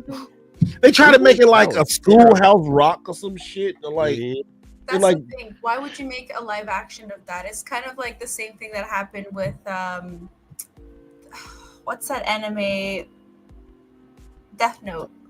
Oh, live action. It's like locked in the back of my memory because that was so bad. I had to stop it a few times. I'm like, what? But that only came out in Japan, though.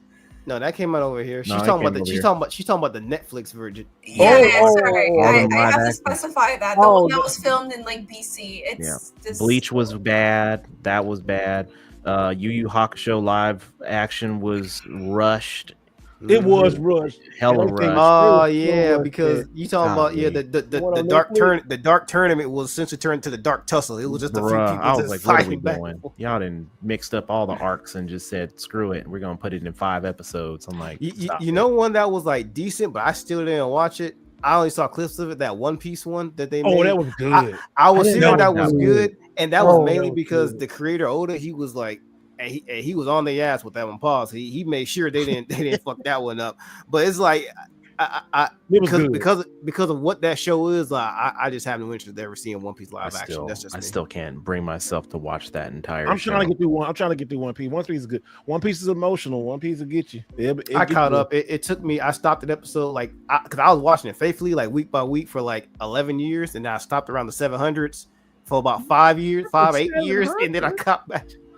And then I was like, "Hey man, when we was in the pandemic, I was like, all right, let me just go ahead and catch back up." And I can say said the new Until Dawn was all right. Who saw the new Until Dawn movie? Anybody see that? I didn't see that one, but I thought that. I heard somebody say it was all right. It's bad. That sounds like it's bad. That's that movie. That's that movie that's based off of that game that came out on PlayStation 4 like 10 years ago. Yeah. When did that movie come out? It came out I think last year. Last year. It came out this year. It was the movie? Year? Yeah, the movie came out this year. Oh, last month. Where did it come out on? In theaters. Just nobody cared about it. Oh shit! I didn't hear nothing about that. Well, I didn't watch it in theaters. I got a link from someone and on Plex. She's like, I got a leak for somebody. Yeah, because people put some stuff on Plex that shouldn't be there for free, but I watched it anyways. And I had a hard time. I kept stopping, actually cleaning around, doing everything but the movie because it was so boring. And then I haven't played that. It's the only game I haven't played yet. It's a better game. It's because I tried the whole series. It did come out this year. Okay. Yeah. It is so to me. I had to ask people. I don't know if you guys seen it on Instagram. I was asking is the game as bad as the movie? No, the game. The game was a lot better. The game is a lot 10 times better because you get choices. Trash too. You get choices and also too is permadeath. So. And then if somebody die, they just die. They ain't coming back. It's so bad, bro. Whoa, I'm so upset right now by the fact that Hollywood just be destroying all our game. Like, damn. You know what's going to really piss me off? It's not a movie, it's a TV show. I'm pretty sure Ness and Alex heard of it. That Mass Effect show they're supposed to be doing, the Amazon one. I think Amazon's doing it. Yeah. Boy, Oh boy, I'll tell you. Yeah, So let me tell you one thing. When it comes to adaptations, the anime adaptations that Netflix has done for several video game IPs has been great. So Castlevania's number one. Castlevania, that's number one. What's the Devil May Cry? Devil May Cry. The other one, that one was. I'm a fan of Devil May Cry. You didn't like it? I got my reservations on that. I haven't watched Devil May Cry yet, but I heard it was good. It was how they portrayed Dante, and it's. Oh yeah, I saw one clip and he was like cracking jokes. He's like, "Where is he?" And he's over there right behind the dude. I thought it was funny. Who are we shooting at? Yeah, it was. It's some more stuff to that too. Is that new? Yeah, it came out this year for about a couple of months. I've only ever seen the 13 episode one from like 2010. Oh, that was good. You're talking about the OG Devil May Cry. Okay, that was good. That was. Usually, anime shit usually be really good though. The anime stuff is really good. Just like when the live action like just breaks down. Well, because think about it, right? When you're playing the game, your character does impossible things, and so when you try to get an actor to do that, unless the FX team is like ultra gifted and knows exactly what they're doing, it looks like trash. So you've got that part, wrong, and then on top of that, you start adding in cheesy acting, bad dialogue. Can we agree this is one of the top 10 ever?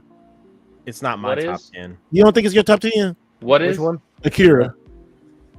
Oh well, Akira is just. I mean, Akira. That's a cornerstone in cinema. I mean, like if you look at it for what it is and what it when it hit, there was nothing else like it. There just wasn't anything like it, and it's so iconic. And that whole entire scene with Kaneda on the bike and it's like sliding and stuff like that has been copied in thousands of movies, and games, and commercials, and stuff like that. So from a cinema standpoint, it holds its own. It's a masterpiece. Yeah, this is top 10. Yeah. Batman animation. Yeah. If you were to say like, I haven't watched this yet. Is this good? I just said Tekken. Oh hell no, Tekken. No, trash. You need to go take that back to Goodwill. Yeah, I know you did. If anything, I would much rather watch the Tekken animated show that's on Netflix. I don't know if y'all seen that, but that's not good either. It's better than that shit though. Well, yeah. And Antique. Yeah, if I were to compare Akira, and that game's not in my top 5, but Ninja Scroll, yes sir, yes. Ninja Scroll is my absolute favorite. In fact, they are doing this massive diorama where what's his name? Oh shit! Jubei. Hold on.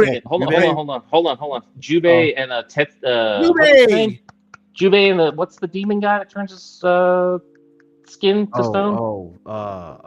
Skin to stone. Chat, help us the out. First guy. Jubei. Kibagame Jubei, and God, it's not Tetsuo because that's from Akira, but it starts with a T. Hold on, Ninja Scroll. It's an anime movie. It's from Ninja Scroll. Ninja Scroll. I'm trying to look up the first guy that he fights. Why he asking that? Voto, you said, "Do we got Switch 2?" Dude, yes, we got Switch 2. Man, you got it. He asking about everybody else. Do I got Switch the whole crew has like multiple Switch 2s. Yeah, we have multiple. I forgot. I thought it was in the room. I got mine right here. You see what now? Oh, mine right here. The goal this year. Every game this year. Hold on. Oh, there we go. Look, Sarah took her hair down, y'all. Look, she ready. Oh snap! Look. Oh, get it, girl. She put the ears right back on. You will not be putting me on blast right now, sir. I know. There ain't no spiders and nothing like that out there. Yeah, y'all. Hold on. Do you guys remember that game, Eternal Champions, on the Sega Genesis? Yeah. What about it? They're making a movie of that shit. Are they? Yes. I'm looking at all upcoming in development movies, and Eternal Champions is on there. It's being made by Skydance Media. That's how we all feel about Elliot. Oh, shut y'all's asses up. No. Every time I see Elliot, I think I said, buy another one, you rich motherfucker. No. Yes, it do. No. I'm surprised he ain't bought every Switch 2 game yet. I told you why I'm not buying every Switch 2 game. We didn't have that in deep conversation Key already. cards. Ain't nobody want no key cards. I'll buy Switch 1 games. I'm about to get all the key cards. Fuck it, I'm buying all the key. But you're not really buying anything. You're just buying hollow plastic with a Hey, key on it. and also I'm buying all the key cards and I'm buying all the re-releases. Wham. He ain't gonna play none of them. Yeah, you just gonna keep them shit still. And then in about 15 years, when they take those servers down, we pop in the Zelda. Oh, I can't download shit. Hold on. That's the funniest response. What you gonna do in 20 years, bitch? I'm be playing something else. Like, what you talking about in 20 years? Wait a second. Aren't you a big collector buying old games that aren't being played anymore? So what? You're just gonna give up on your hobby all of a sudden? Huh? But how long y'all gonna keep doing that? Nintendo, I ain't gonna lie, Nintendo some hoes for this damn this. That's some hoes. That's some hoes shit. That's some hoes. That's some hoes. That's a hoe. They hoes on that. That hurt me right there. I was like, nope, y'all doing wrong right now. They wrong for this, right? They too wrong for these two. I mean, don't get me wrong. These two games are good. I started playing this. This is pretty fun. You use the mouse, and this is fun too. This is fun. But like that goddamn, they hold me. I mean, come on. That's some that day. But like I said, it's an option. Like paper or plastic? You're getting paper or plastic. Oh, that's a good one. That's a good one. Oh, that's a good one. Oh my God, that's a good one. That was so funny. Oh, that was good. That was good. You want that? They sure did say that to us. Like, get both. That's funny. They said you ain't getting no card on the key card, motherfucker. Yeah, I know, right? You like this shit. And you know what? Nintendo gangster enough to do that, and we gonna still buy it. Because just think about Nintendo. I love Nintendo, but hey, they so pimp, right? They didn't send no review units to nobody, and they said you still go buy it. Everybody bought it, still loved it.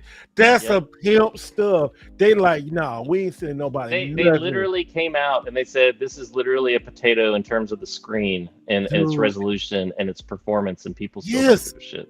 Hey, and also too, how Nintendo pimp Amazon? Nintendo told Amazon, no, we tell you when you can sell games again. Nintendo gangster, y'all. You ain't messing with them boys. No. God, boy. I don't remember they've had issues before. This is not a new thing. I don't remember what the the issue was. No, what it was, Amazon was kept breaking street date on Nintendo games. On first party dropping that mess. And Nintendo, like, you know what? Do it again. Nintendo said, do it again and find out. And they did it again, and they found out they didn't get no systems. They didn't get no first party games. They really get third party games. But they don't break street date on like PlayStation and fucking Xbox. I wonder how much that hurt Amazon. I would like to see a data like. Oh, it didn't hurt shit. Exactly. It wasn't hurting. Yeah, they was like, all right, bitch, I don't care. It's like all you're doing is alienating your customers. I give zero fucks. Yeah, they both pig-headed and like. I was like, if anything, Nintendo definitely benefited more from Amazon. And Amazon benefited from Nintendo, especially now. They both benefited. Cars and stuff like that. It's like, bro, just put the shit on there. They apologize, suck them off, do some other shit, whatever it is. Man, listen, they'd be happy. I'm gonna tell you guys something. I'm looking at Nissan GTRs right now, just out of curiosity. Do not buy these cars used. They got like 6 owners, like water damage, accident reported, all this other shit. No, you buy the ones that got like 1 owner, but they're gonna still be there's like one of those, and it's selling for $320,000. It's like, hell no. Yeah, that Nismo that's in Dallas, they want like 450. I was like, well, I guess I'm done looking at GTRs. We ain't making Alex money yet. When I make 36. Hey, when I start making money like that from YouTube, I'm gonna buy me a couple of them. Alex, we gotta have a conversation offline because I didn't change what I'm looking at. I feel you. I'm sure you did. I already had a conversation with my buddy today about it. He's like, "Rich boy conversations." I'm out of that one. Yeah, he was like, "Man, that sticker shock." I keep coming back to the aftermarket R8s. Oh no, I'm not going back to Audi. Nope. I mean, the R8 and the Huracan are the exact same car. I almost got that Audi, but I'm glad I didn't get it. I'm done. Nope. Yeah, when we finish up tonight, we can go ahead and roll over into that conversation because I am curious to see what you're looking at. Word. Word to Big Bird. So anybody in the chat, y'all want to talk about anything else before we head out of here? Because y'all got questions. We got answers. Q&A time. Oh, we also didn't talk about the other films that are coming out. Y'all started talking about dumb video game movies, and I'm talking about like Jurassic World and like friggin' Don't worry about no dinosaurs. Fantastic Four and those are gonna be good. I mean, the Superman. There's another movie. What else? I already got. Oh, I don't know if you can do it now, y'all, but I think Amazon was selling like tickets to Superman early. Oh, that's over. That's already. Oh, it's over. Yeah. Oh, okay. I got my tickets early for Superman for Amazon. And it was cheap too. I was like, I got them things cheap. I got the I got the handicap seat. Ain't cheap. I got the handicap seat. He's like, get it. He's like, take off his leg. Give me my ticket. I did. Boy, I'm glad to be able to take my leg off sometimes. That give me a good discount sometimes. All right, so we're answering questions in the chat. Is that what we're doing? Have we talked about Rainbow Six Siege? No, we don't talk about that one. Thank you so much. And we got how many? Hold on. We had a lot of people. We got, you know what? This is a record. We got 2 people from Twitch. And here's one of them. I am Shalom. Hey, thank you for watching from Twitch. You know, thank you so much. I appreciate it. Shout out to you and your Twitch brother. We only get about 1 or 2 here a week, but shout out to you. Thank you so much, man. I appreciate that. Twitch is kind of slowly growing. I'm still putting little games. When y'all ask me, do you want to play games? That's why I play games over Twitch when I can, guys. I try to do that, especially when the company's been sending these games. When Sega send these other games and stuff, we're gonna be playing those too. So like, we got a lot. I got a lot of lists of games coming too. Summer Game Fest was such a great show and blessing, and they got us stuff. So yeah. Oh, there was that. Somebody said I came for Saturday 9. Hey, as long as you here, make sure you like and subscribe to the channel. Go subscribe to her. There you go. Put it on front. There you go. Came from this lovely lady right here. Pimping her on front screen like that. Oh my god! Stop. This came for Saturday. Hey. We gotta have the cute lady on here. Somebody said thoughts on. Well, I don't think anybody here played Death Stranding 2 on the beach, but I will say, I did see that. I did see a clip online where they was doing when Norman Reedus, whatever his in-game characters, he was doing an Ip Man fight scene with the pizza guy. I said, dog, what the.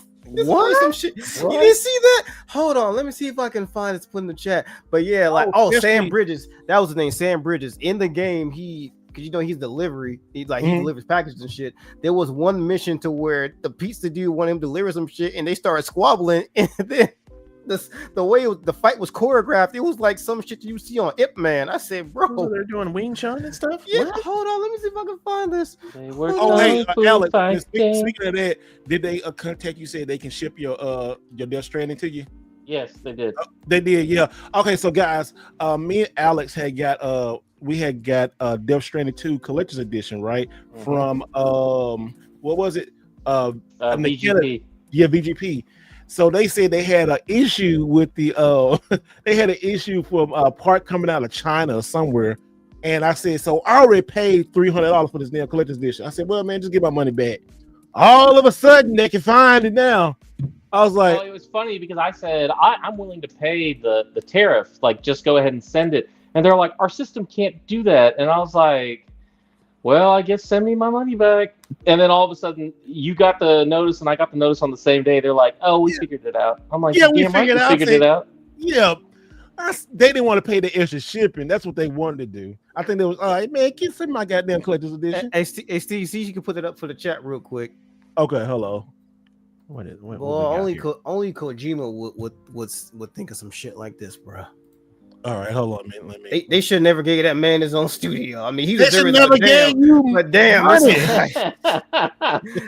damn, bro, it's like this is him just unfiltered, bro.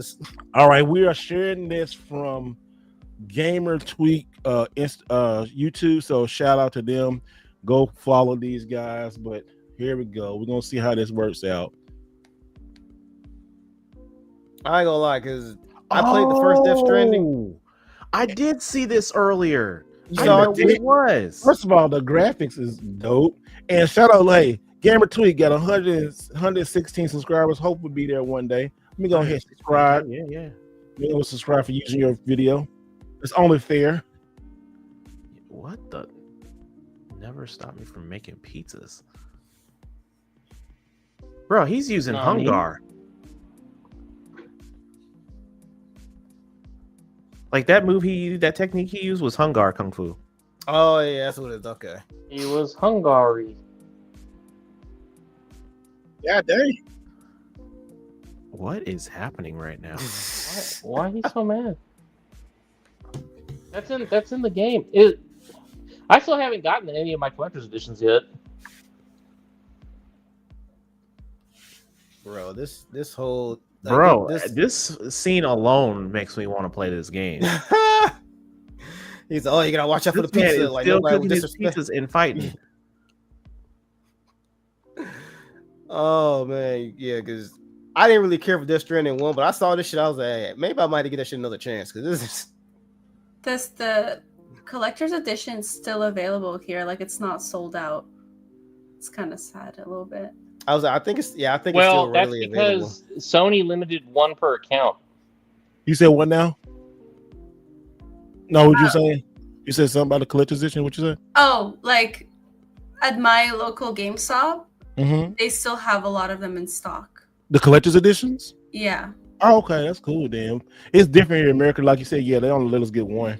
So Alex had to go to the 6 other states, 6 other countries, and get it.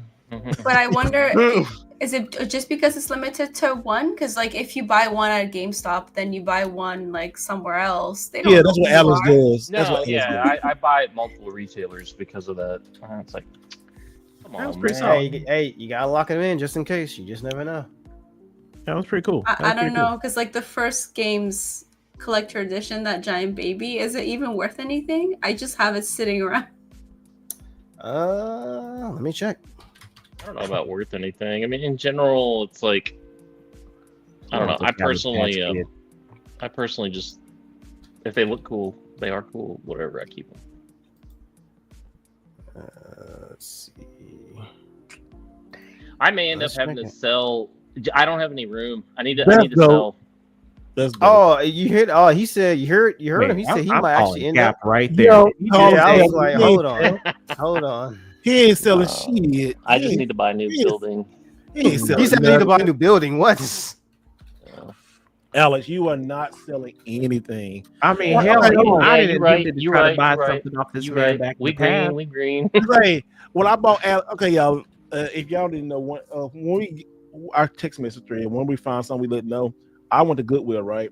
And I have found these TVs, like 27-inch TVs that was hanging in like Dallas Stadium, the football stadium, AT&T Stadium. And so, I got me a couple of them. And then I got Nest 1, 2. Alex said, "Give me 6." I'm like, I see your money right now. But tell them how much they cost. They were like $2 or $3 a piece. I think they were literally $3 a piece. They were $5 a piece. They were $5 a piece. $5.99. They were $4.99. Were they $4.99? Hold on, let me look. It was $4.99. Yeah, but there was a nice TV. Sony. There was Sony HD TV. They were the good HD TVs for. Oh, they were $3.99. $3.99. I still got the sticker on it. Oh, forget. Okay, $3.99, $4. Yeah. So Alex said, "Give me 6," because these are the good TVs, right? They had all the hookups for all the old stuff, but it was still an LCD TV, and they still look good. Y'all gotta do is pull a little wall bracket up. It's great game room, great gate TV. But yeah, that fool's he said, "Gotta buy another building." He said, "Give me 6." I was like, "Oh man!" Well, I got it for him and brought him to him his house like about a month ago. I Venmo'd you the money, and we were set. Yeah. And it was so funny because it was like so many TVs, and I started buying all of them. And the hiccup, I gotta get some more. It was like it was like about 40 TVs there. I had at least about I had like 25 TVs in my car because I had. Yeah, you had them all lined up in a Tesla. He was up the street. He was like, "Hey man, I'm gonna come drop this off real quick." I'm like, "Huh?" No, TV was 80 pounds. Them TVs, those TVs were like what? 10 pounds, 5-7 pounds. Yeah, it was like heavy. I don't even have space. I don't even know why I asked for one.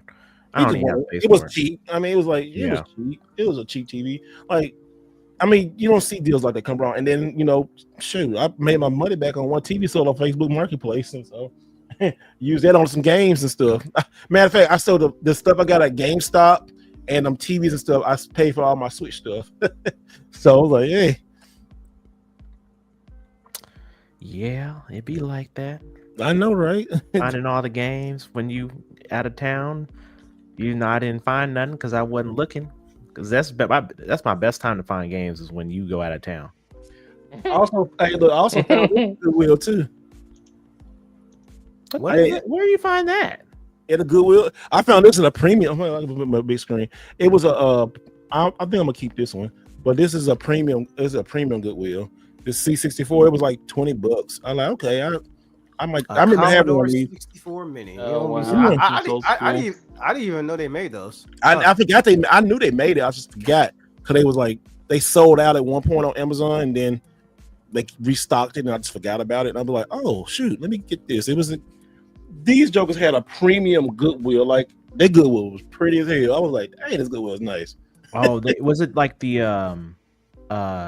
electronic Goodwill where they just sell number electronic? No, it was different. Oh, okay. He said, "Hey, Pink Prince said Alex is not going to sell anything. He's going to shut up and take my money mode with the new warehouses attached to his current warehouse." Yeah, right about that one. Yeah, I'm not here to see You've that. seen his collection, right? Oh yeah, I seen it. Hey, Alex, look at this. Here you go. Look, she said Alex is not going to sell anything. He's going to go into the shove and take my money mode with getting a new warehouse attached to his current storage warehouse. Attached to his current storage warehouse. Oh my god! Alex got a lot of stuff. I mean, yeah, that's probably That would true. be such a dope video to watch.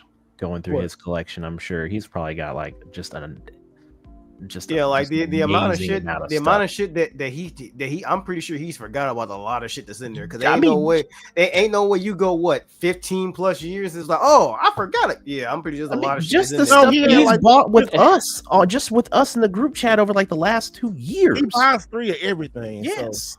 So. You talking about he's been doing this for like a decade? Like, bro, no. Oh, smart ass.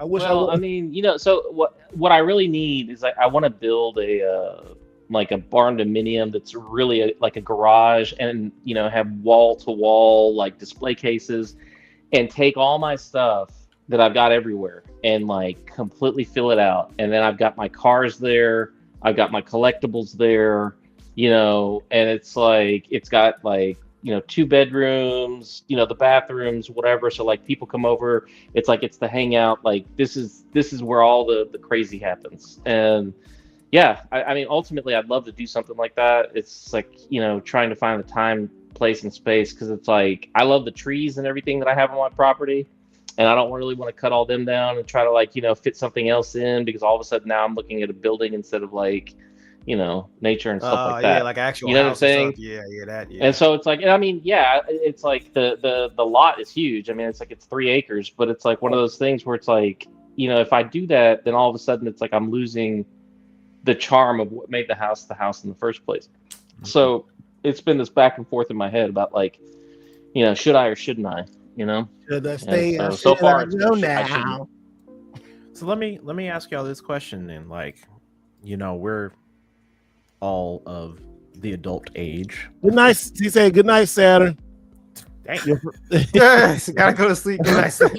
Not good night, y'all. Just good night, Saturn. Good night, man. Yeah, he said good night over here. He said good night, Saturn. That message was funny. Good night, Saturn. Hello, Saturn. Tell him good night. He ain't said good. You know what that just reminded me of? And only Saturn. The other guy. The other guy. So he's like. He's talking to his partner's wife. He's like, goodbye. He's like, he's telling bye to his partner. I don't think he heard me. Damn. He said, and only said, look, and only said. That person said, what's up, y'all? I came for Saturday. I was like, hey, damn. I know how to cast, right? Hey, look it up. Oh, man. And only Saturn. And only Saturn. God boy, we'll gladly have you back next time, but damn. Yeah. Sorry. She said sorry. It's all right, Saturn. All right, let me ask. Only Saturn. He said it. I had a cut bait right there. That was hilarious. I know. So, like, how many more years y'all think y'all got in y'all's collecting? Am I collecting? Oh, at this rate, like how many more years you think you're gonna keep doing it? Well, I can tell you right now, for me personally, like at the rate how these games are going digital, shit, I say about another 6-7 years, and I'm at the game, baby. Like, yeah, I think I actually agree. Like, yeah, I agree. I think that we're going to come to a point where it's no longer an option. The only option you have is to collect retro, and I think that you're going to start. So, just like, let me give you an example, right? Like, so for me personally, I just got like, I collect I'll collect statues. Like anime statues, gaming statues, whatever. I was say, like those custom. That's the direction things are going to go into for collectors. You're going to be spending your time buying statues and stuff like that, because I think that those are going to be the only tangible things from gaming going forward. At some point, they're just going to stop physical altogether, and there will not be quote unquote physical collector's editions. Now you'll have Prime Studio or Iron Studios or somebody making a collectible, and you'll go out and you buy a collectible that way. And I think that's going to be the final point where we are probably like 10 years before we're kind of done with collector's editions and all that stuff. I say short. I think you know what? I think the latest is 10 years. I think collector's. You kind of muted yourself. Yeah. Your mic's going in and out. See. Oh, I'm sorry. There you go. I hit my mic, so because I just ordered the Death Stranding controller, and it was sold out, and I clicked on it real quick, and I was like, oh, and the cart paid. I was like, I got it, shit. Because anyway, no, stuff like that, like the Death Stranding, like custom controllers. A lot of more custom stuff is going to be. Retro is not going away, y'all. Actually, it'll cause retro prices to increase. Yeah, it's gonna. I think that it's sort of the whole entire, as the water level rises, all boats rise. It's the same concept. That's why I'm asking. Like, how much longer do you think you have in like I get it. There's going to be like some form of something that you're always going to want, but like going like hardcore to the paint. Going after all this stuff. Back to my, like how y'all were ribbing me about the whole entire like selling my collection and stuff. I mean, I'm looking at it in the lens of, well, I have a finite amount of time on Earth. Am I at the point now where gaming is starting to tip over and away from collectibles? And I feel like the answer is yes. So it's kind of like, well, how much longer do I want to hold the collectibles I have? Mm-hmm. And do I want to start changing what I'm collecting to some extent? So the car thing has definitely been gaining momentum for me. And I'll be honest, that's just expensive as hell. It's like, you start getting into that. It's like everything else just loses its luster to some extent. You're just kind of like, those cars y'all be talking about, them shits be costing more than people's houses and shit. I'm like, that ain't me. But you have to realize too, right? Like you start looking at super cars and hyper cars and exotics and stuff. Those things, if you know what you're buying, keep their value and increases over time. It's so, if you're trying to collect like, a 1983 Subaru Outback, no, you're not making any money off that. That's dumb, right? But you start getting into the those big back collectible cars, that's a whole entire different story. You know what I'm saying? Hey, but you know what? Going back to that now. Video Game Reporter said the Switch is going to be most collectibles.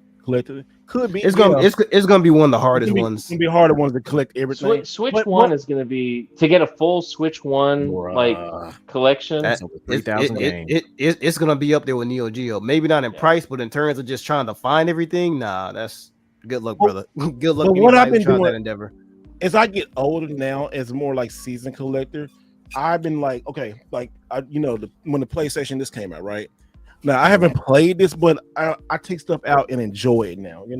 I don't want to keep a lot of stuff in boxes no more. Like when Al was talking about like the collectibles and stuff, I try to pull things out the box. Like the samurai stuff I got back here and all that. I try to just get out and I want to enjoy it because they say you don't know when you're going to leave this earth. I want to enjoy. I want to touch it. I want to feel it. I want to play with it. Pause. And all that. I was pause on all three fronts. Oh yeah, I want to touch, rub, and play. Yeah. Pause. Yeah, let me tell you something though. When it comes to collectible statues, like the multi-$1,000, like the real deal statues, you are allowed to take those out of the box. You are allowed to display them, and that does not take away from the value. They do not need to be mint in box for you to be able to, maintain the value. And the reason why is because the majority of them have a very limited run. So, there's like 400 limited to 400, limited to 2,500, limited to, 150, that type of thing. So if you start getting the statue collecting, you're safe to, safely display your stuff. Just don't smoke. So Nobody will buy your any of your shit. Oh yeah, like smoke and moisture damage. Those are two big. It's it's getting hard, bro. Like these. Oh, damn, man. It's getting difficult. It's getting like very when you get your Neo Geo collection done, right? At that point, it's going to be like, okay, I got this 100% complete. Do I really want to do anything else? Because you've now I got 2 games something. coming. Matter of fact, I think. You know what I'm saying? Congrats. It's sort of like you've completed your task. You beat the game. Yeah, I don't know, man. I don't even know if I'm gonna be able to get there, to be honest. Because it's you'll get there. You're only outstanding like what, 6 games or something? Yeah, but the problem is like the problem is I have other priorities that are coming up now that I want to focus my money towards. Yep. So I've got other hobbies that are rekindling for me again. Yep. And I'm like, man, do I want to get this game? Do I want to do that? Because I'm like, I'm almost done. I am almost done. Yeah. I would probably say I have a very curated collection now. Yeah, very curated collection. Yes. I think like the older you get your collection, it's okay. So the stages of collecting, you like when we talked about this, like when she started getting stuff, you buy every damn thing. Like you go to Goodwill, you buy everything. I don't care what it is. And then that probably lasts about a year, 2 years max, maybe. That lasted 3 years. Oh yeah, and then you like, okay, then you start getting your collection, and then you start getting like, okay, do I need to get this? Is it worth me getting this so I can get this and stuff like that? And then you go through, you sell some shit, you sell your first. Once somebody do their first clean sweep sale, and they be like, oh, they breathe and like, it ain't that bad. Then they go to their second cycle and then it'll be easier, and then they start collecting a little bit more, a lot more smarter. I always say like every collector needs to do a total wipe and sell and reset and do it again, because it will help you. It will really help you center yourself and help you like, is this worth it? What am I doing? Because sometimes we can get so focused, and I'm gonna be. It's men, because men just do this. We get so focused is like at the point of like getting to a task or getting something. There's just something in us. It's just men like we're going to go after the hunt and get there. That's what I call game hunting. We're gonna go, and we had that laser focus. And then once we accomplish, like, all right, what else can I accomplish? What else can I conquer? And then once we sell that shit, we're like, damn, it really wasn't all. I mean, because you went through a nest, Alex would probably never go through that. I'll tell you. Listen, if I stopped today and sold everything that I have, I will never collect another video game. Stop lying. No, I mean I'll be done. I'm because with you, I will. I like what Ness is talking about. I would pivot. I would pivot 100%. If I sold my Neo Geo collection, I'm done. I'm done with the hobby. Oh yeah, at that point, yeah, like Okay, say being done with the hobby and being done playing games is 2 different things, right? Yeah, that's 2 different things. I'm done. Just the like hobby in the gameplay. The gameplay is always going to be there. I've been playing video games since I was 4. That's okay. So that's what I think. Okay, Yeah, so this opens a whole nother conversation too. I'm glad like here, like somebody already said finish your race, but like this opens a whole nother thing. Like once you can still be a gamer, but it's a clear line. It's a gamer and a collector, Yes. And I think sometimes we blend those 2 together, and they're really not. It's 2 totally different things, because you can still we are all gamers, but I think sometimes when we collect, we get a little like scatterbrained, and it gets out of hand sometimes. And we gotta, like I said, if you sell some shit, it pulls you back into reality. Like, all right, hold on, do I really need like to buy a $3,000 game sometimes? It changed it for me when I sold. Well, I mean, my justification for selling like a big portion of my collection. What was it? 2 years ago now? Was that 2 years? Was it last year? Yeah, I've been in the house. It was last year. It was last year. It was last year when I sold a big portion of my collection. It was to get a Neo Geo game, and like I had no regrets in doing that.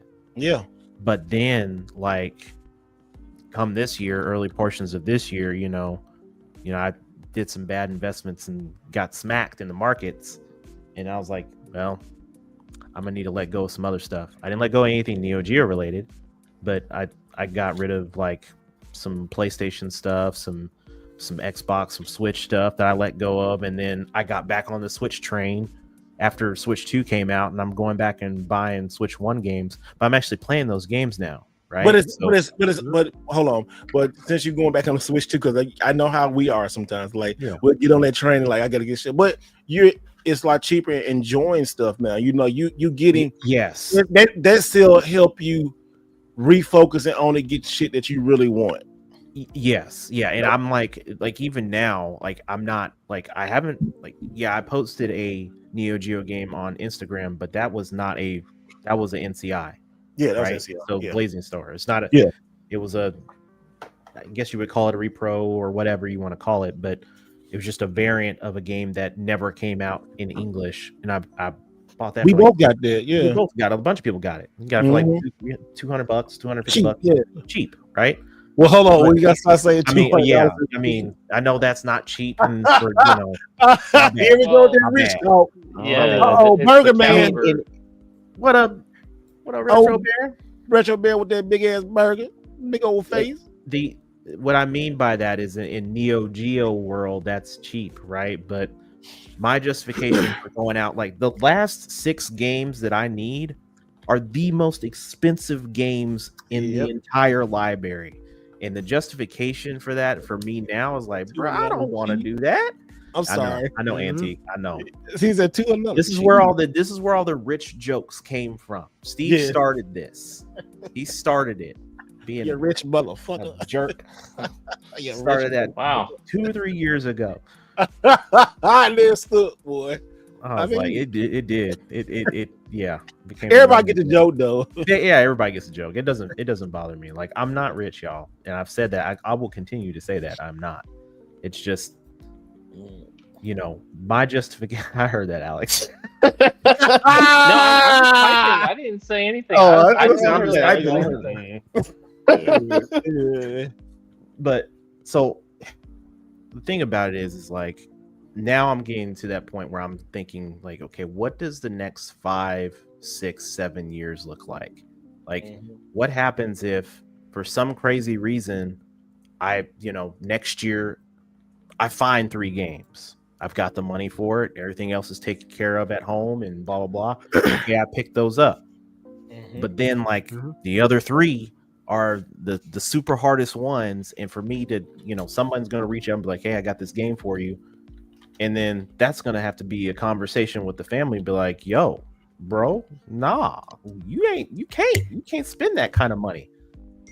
You can't spend a house. Go and drop that. And I don't have the inventory anymore to go and liquidate for, and I'm not going to go borrow money for a game. I'm not doing that. I'm not going to be putting on a bunch of credit cards. I'm not about to do that either. It was for, like, you got to realize sometimes, who are you really collecting for? Because I think a lot of us, especially when we're content creators, we try to collect for other people. And then I did that shit too. I'm like, who am I collecting for really? Because collecting can make you broke. I need a video on that. Collecting don't let collecting make you broke. Because a couple times it almost made me like broke. Because it's so exciting. And that dopamine hits when you get that new game, my shit. Like, oh my god, I can't believe I found this game I've been looking for. And on to the next. And then the same thing happens 10 more times. You just got to be really smart at what you collect for. That's why if you notice, I really don't put a lot of my games walls, really, Pauls, in my videos no more. Like, I'm about to move in somewhere else, like, I really don't want to put games like, I hear games. I'm gonna tell you simpler than that, right? If you own a ferret and you own a cat and you smell and you smoke and you kind of smell like a mixture of all 3 of those things, you don't need to be collecting. right? What? Like that. That whole entire stale cigarette smoke, BO, and cat and ferret urine. It's just there's. I can't tell, man. Listen, I'm telling you, there are people that's their lifestyle, but they collect and they have the entire collection of whatever it is that you're looking for. But you can't get past the aromatherapy they impose upon you. You know what I'm saying? I understand what you're talking about. I get it. It made sense. The analogy was funky as hell. But I was like, he's talking about a ferret. I was like, man, ferrets have a very potent smell to them. So I know, right? I've been around you know what? And I'll be honest, right? Like I in my line of work, I encounter those people sometimes. It is what it is, right? Like, no, I mean, I know this analogy is really weird. That was a miss. That was a miss, brother. I get you. But it's a real thing though. That's not an analogy. It's the real deal. It's like you got collectors who have that whole entire thing going on. You're just like, bro, man, it's like your priorities in life need to make a little bit different. A lot of people and I always see this too, like a lot of the bitches they be complaining online, and they are bitches. A lot of the bitches be complaining online about people reselling games or they selling this or that. Like they don't have nothing going on but video games. They just sit there and be like, everybody like, bitch, it's more than life in video games. Go out there and get some, something. Go touch some grass. Let me ask this question, Saturn. I know you've been quiet on this. You have a nice library. Me? You have a nice library. I'm not trying to get canceled. No, I'm not trying to get canceled. Like what? No, I mean you have a nice library of games. Like what? What's your end goal? Like where do you see yourself in terms of collecting in 5 to 10 years? So I've been collecting more random trinkets instead of the games, and I'm trying to get back, move myself more towards the games. End goal, I will not give myself an end goal. I'm gonna be that cool grandma. I don't care. Dope. Well, like I said, you do grandma. I'll be the cool grandma with the game room. I just want a large room, just filled with things that you can interact with. I mean, the games part is cool, but I don't like to collect games just to collect them, and I don't like many games either. Sorry, I'm an RPG girly. So no, I can do in a horror game. You like RPGs and horror and stuff like that. Yeah. So to me, it's like, am I gonna start collecting I don't know, Halo stuff? No. Yeah. Yeah, because it doesn't. I mean, yes. Doesn't line up. Don't get me wrong. A room full of games, and I had a room full of games. It is dope. It is dope. I had the same full. I had the same room. I'll show y'all. Look, I mean, now I'm changing stuff out. I mean, it's good though. It's dope, and people come over, and it's a conversation starter, and people go down memory lane, and they talk. You got Madden. You got Madden. You got Call of Duty. Well, yeah, you got that 2K. You got that 2K, man. Yeah, you got that 2K. You got that 2K. See, no one can relate to my games because, for example, tomorrow I'm gonna go pick up, which is why I don't buy many games. I'm picking up Link, and it's $220 that I have to pay. Which one? It's one of the Figmas for Link from Tears of the Kingdom. Oh, a statue. Yeah, I pre-ordered it a year and some ago, and then I forgot about it. And they called me this morning. They're like, "Hey, it's available." He said, "I'm gonna go get it." It's a cool. Hey, when you get it, make sure you post it too. I try. I don't know why I have not been posting anything, and I have things. You got to. You got to backlogged. Hey, you gotta finish our. You gotta finish our shirts too. Yeah, I still have to work on that as well. Oh, somebody said, "Steve, can you give us? I'm sorry. Can you give us peek what you sell tomorrow and whatnot?" Hey, go to the whatnot link. It's there. It's some stuff. It's some stuff. There's some good stuff there. And especially if you're a brand new collector, this will help you out. Everything's kind of starting at $1. Some stuff. It's some GameCube. It's some GameCube, PS4, Xbox, PlayStation 2, a couple things like that. So yeah. We brought it back on whatnot after they tried to cancel me off of that shit. Didn't work, bitch. Going back down. They tried to cancel you on that? All right. I've asked everyone here. Well, Mega, I didn't really ask you. So what? It's to the chat. It's linked to the top of the chat. Yeah, YouTube. It's in the YouTube chat channel. In the YouTube chat, it's pink. It's pink. Yeah, it's pink at the top. It's pink. It's pink. It's pink. I like it's pink, but stop. It's tagged at the top. Pink. Mega, what you think? Like you said, you're what 5, 6, 7 years. You wrapping it up.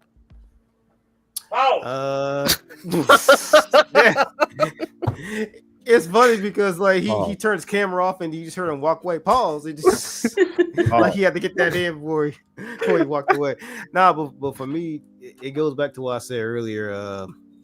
About 5 or 6 years. I mean, assuming if we still have a lot of this stuff physical to collect, I think nowadays I just been very more selective on games that I choose to buy now. I mean, shit, you guys saw for yourselves on the chat and when I posted on IG yesterday, when I posted that the Thing remastered, I said, yeah, I've been waiting for a while. And I opened that bitch up. I said, I'm sending this back because they sent me the steelbook. That steelbook was lame. The steelbook, it was a regular, it was a Switch game. It was a Switch game, mind you, and all their steelbooks have traditionally all of their steelbooks have traditionally the box was like this, and all their steelbooks are traditionally like this. Okay, like the actual Switch theme one. Yes, like this one, the Tomb Raider collection 1 and 2 and 3. I like this shit. Like I like that. It's cool. It's gorgeous. I like it. But they decided to put a regular steelbook like PlayStation 4 or 5 in there, and I was like, I don't think I rock with that. Then I opened it up. And I was like, oh, hell no, there's no insert for no disc or no card. So I'm definitely sending this back. Wait, it didn't even have a slot for a card? No, it was just a steel book that had like the that little slide thing to where you put like brochures or something. It just had that. There was no inserts whatsoever in there. What are we doing, bro? I have never seen that before. Was it used or is that like a it was brand new. It was wait a minute, hold on. So you had the PS5 steelbook? Yeah, it was Switch. Yeah, it was a Switch game, but it came with a PS4, PS5 steelbook, and there was no insert in it, not for a card or for a disc. Did you get it from Amazon? It was from Amazon, yeah, brand new. Yeah, send that shit back. Yeah, I sent it back. I sent it back the same day I got it. I said, hell no, this is me the regular version. That's what y'all doing. So, but extra money, you ain't even got no card. Yeah.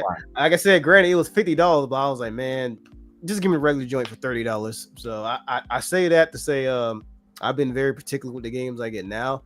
Nowadays, I think I'm gonna start collecting more. Well, everybody knows I'm a big Mega Man fan. So my 4 favorite franchises are Mega Man, Mass Effect, Fallout, and Xenoblade. So I think once the plateau is hit with physical games, I think I might start collecting like more of the little knickknacks here and there when it comes to those stuff. Like I want a replica of the Monado, the sword that's on Xenoblade. Like I want that shit. I want an actual functioning pit war from Fallout, stuff like that. I want the actual Avenger rifle, like that's what I'm talking about from Mass Effect 3. Oh, you know the one. Yeah, I want a replica of that. It's I wanted one of them joints. Mm-hmm. It's just gonna be a bunch of all right. I got the game aspect out the way. I'm still gaming, but I want more of the other little in-lore stuff. So that's what's gonna be it for me. So Fodery's like the what? It's a gun from Mass Effect. It's pretty dope. It's just a replica. It's mostly gonna be that for me. So 5 or 6 years. That's why I see it stopping for me. Then after that, this is gonna be a bunch of like DIY projects that I can either make myself or find somebody else to make it for me. Real quick. Hold on. Maybe Alex, hold on.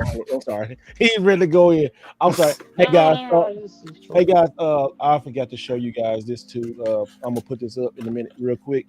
But I can tell you the release date for Sonic Racing Crossworlds. Crossworlds. I'm so country. But anyway, it will be out September 25th, 2025. So, and also Amazon does have an exclusive. They do have is on the Nintendo Switch. So that's another way for you to get it. So if you do go out and get that, just let them know Mr. Rightway sent you. Thanks to Sega for allowing your boy to show you the game. And also too, before we get into the next section, again, for people who just just came in, we got to show you a little bit more. We got one more. Let me see. Do I got another one?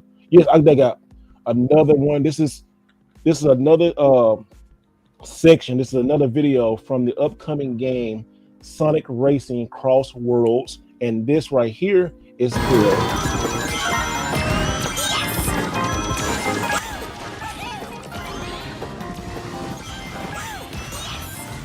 Yeah, that was fun as hell.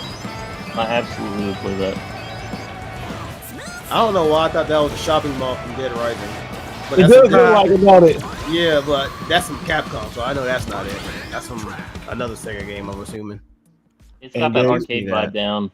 And also too, we got another one we can show you real quick. And all these videos is straight from Sega. So Sega, thank you so much for allowing the podcast to watch this and see this, because this is it's some good footage. I got to remove that one. So, there we go. Got to remove that one. Then got to put this one up. One more. Which one I'm gonna put? Oh, this is a really good one. Here's another clip from Sonic Racing Crossworlds. I'm gonna get that right before the end of the night.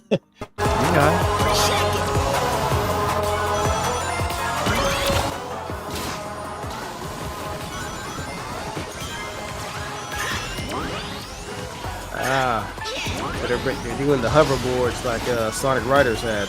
Yeah. This game looks really good. Yeah, this game is really good. For real. There's so many like carts and characters and just things you can race with and race on and stages. This game is fun. It's coming out September 25th. And is Amazon getting a collector's edition for this? Amazon actually getting the regular game for $59.99. Okay. Yep. So all right. So Amazon's getting the regular edition. Gotcha. Yeah, Amazon is getting the regular edition, guys. So if you go to Amazon, if you go to Amazon, GameStop, Walmart, Best Buy, you can pre-order this now. If you want the exclusive collector's edition, it's going to be there about a year. You can go to Limited Run Games. About a year and a half. You get it before Christmas 2026. You know. You can get that. But also too, shout out to Sega again. They did a really good job, and I'm probably gonna go in a video about this, probably some more stuff, because Demon Slayer 2, and also this is about Demon Slayer. I did not know they got the Naruto Broken Bond in-game engine. Yeah, I didn't know that. But yeah, this Demon Slayer 2 is good. The voice acting is great. It's almost out. Now I can't say the release date on that. I still got to keep that one on the wraps. Shinobi, they're bringing that out soon too, so that's going to be out. That got a collector's edition. We talked about that on the podcast. So go pre-order these Sega games. Sega is in the game business. They real third-party developer because they bowed out a long time ago. But if you're tired of Mario Kart, which Mario Kart is great, and you want a little flavor, Sonic Racing is great.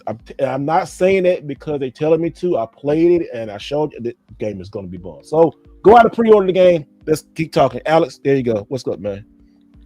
I lost my train of thought. That's okay. That's good. See, that's all we gotta do. We talk about games and Alex will forget. Got a marathon going tonight. I know, dang. We almost 4 hours. We gotta land the plane. Land the plane. We gotta go ahead and land that plane. I'm about to pass out. Well, y'all, thank y'all so much for watching the podcast tonight. And also thank you to Sega for all the great game footage and stuff. Thanks, Alex. He's going crazy. Alex, where can they find you at, man? You can find me on Twitter. Just follow me over at Alexander Tyler, and you'll get a chance to see the other side of me. We all saw a little bit tonight. We saw a little bit tonight. And Neo Ness. Yes, you can find me at NeoNess on YouTube, _Neo_Ness on the Insta Grizzle. And then you can find me at Neo_Ness Gamer on X. Collect and play the way you want to collect and play your games. Have a great weekend, and we'll check you next week. Saturn! Can't surprise me anymore. I've grown, okay? So you can find me with the spelling SATURNXNE on TikTok, which I'll get back to posting. I keep saying that, I know. Twitch and Instagram. Cool, and YouTube. And YouTube. There you go. She's doing it. She got the shout out from people on Twitch tonight. You didn't say shit to us, but anyway. He said, I'm here for Saturday and only Saturday. I was like, damn. I was like, hey, that need you be your shirt. I'm here for Saturday. It's one of your fans. I don't know. No, that's one of your fans. That's one of yours. I can't even say that disrespectful because at least he's like, hey, I'm here for this person. I'm like, good night. I know, right? That was good. Hey, he was here. I was like, hey, he was here, boy. He didn't say anything bad to us. I'm just like, hey, do you think, brother? He's the only reason. Yeah, little Beast Boss said he's the only reason. I'm like, hey, I can't be mad at that. I was like, can't knock it. I can't knock it. Right? All right, Megan, what's up, brother? Y'all can catch me on the good streets of Twitter on all socials. Name A Omega, Instagram, YouTube. Got some more stuff I'm working on for you people. Great hanging out with you people tonight, man. Like I always love this, man. Love talking to you people every Thursday night, and we will definitely see y'all again next week. And remember, whenever y'all put that limited run games order in, at least expect about a year and a half, maybe 2 tops. You just never know. Hey, for somebody who's ordered multiple items from me, I'm just telling y'all for your own good. Don't expecting. Oh boy, Sonic Crossworld Collector's Edition. I can't wait to get it in 2 weeks or tomorrow. Man, you getting that shit tomorrow in 2027. So I'm just letting y'all people know what y'all getting yourselves. You gonna see GTA 6 before you see that Collector's Edition? like real talk. Like at this point in time, if you pre-order that shit, you will definitely see GTA 6 before you get that cross collector's edition. Will. You definitely will. That's not fake. Those are facts. So yeah, you better you better go to Sega, download on one of your console of choice, or just get the physical copy like an Amazon, GameStop, somewhere else. Yep. It's a dope game, but you make collector's edition, you ain't getting that thing to 3-4 years from now. So yeah, man. Know what y'all get yourselves into. Well, and also Mr. Right Way, y'all. Thank y'all so much. I feel blessed. I feel honored. I feel live. I feel happy. I feel all the feelings. I'm not going to Taco Bell because I don't do that no more late night. I'm not going to Taco Bell. I'm going to eat a bologna sandwich or something. No, that's even worse. But anyway, thank y'all so much for watching everything, and we'll see y'all next week. And always remember to do it the right way.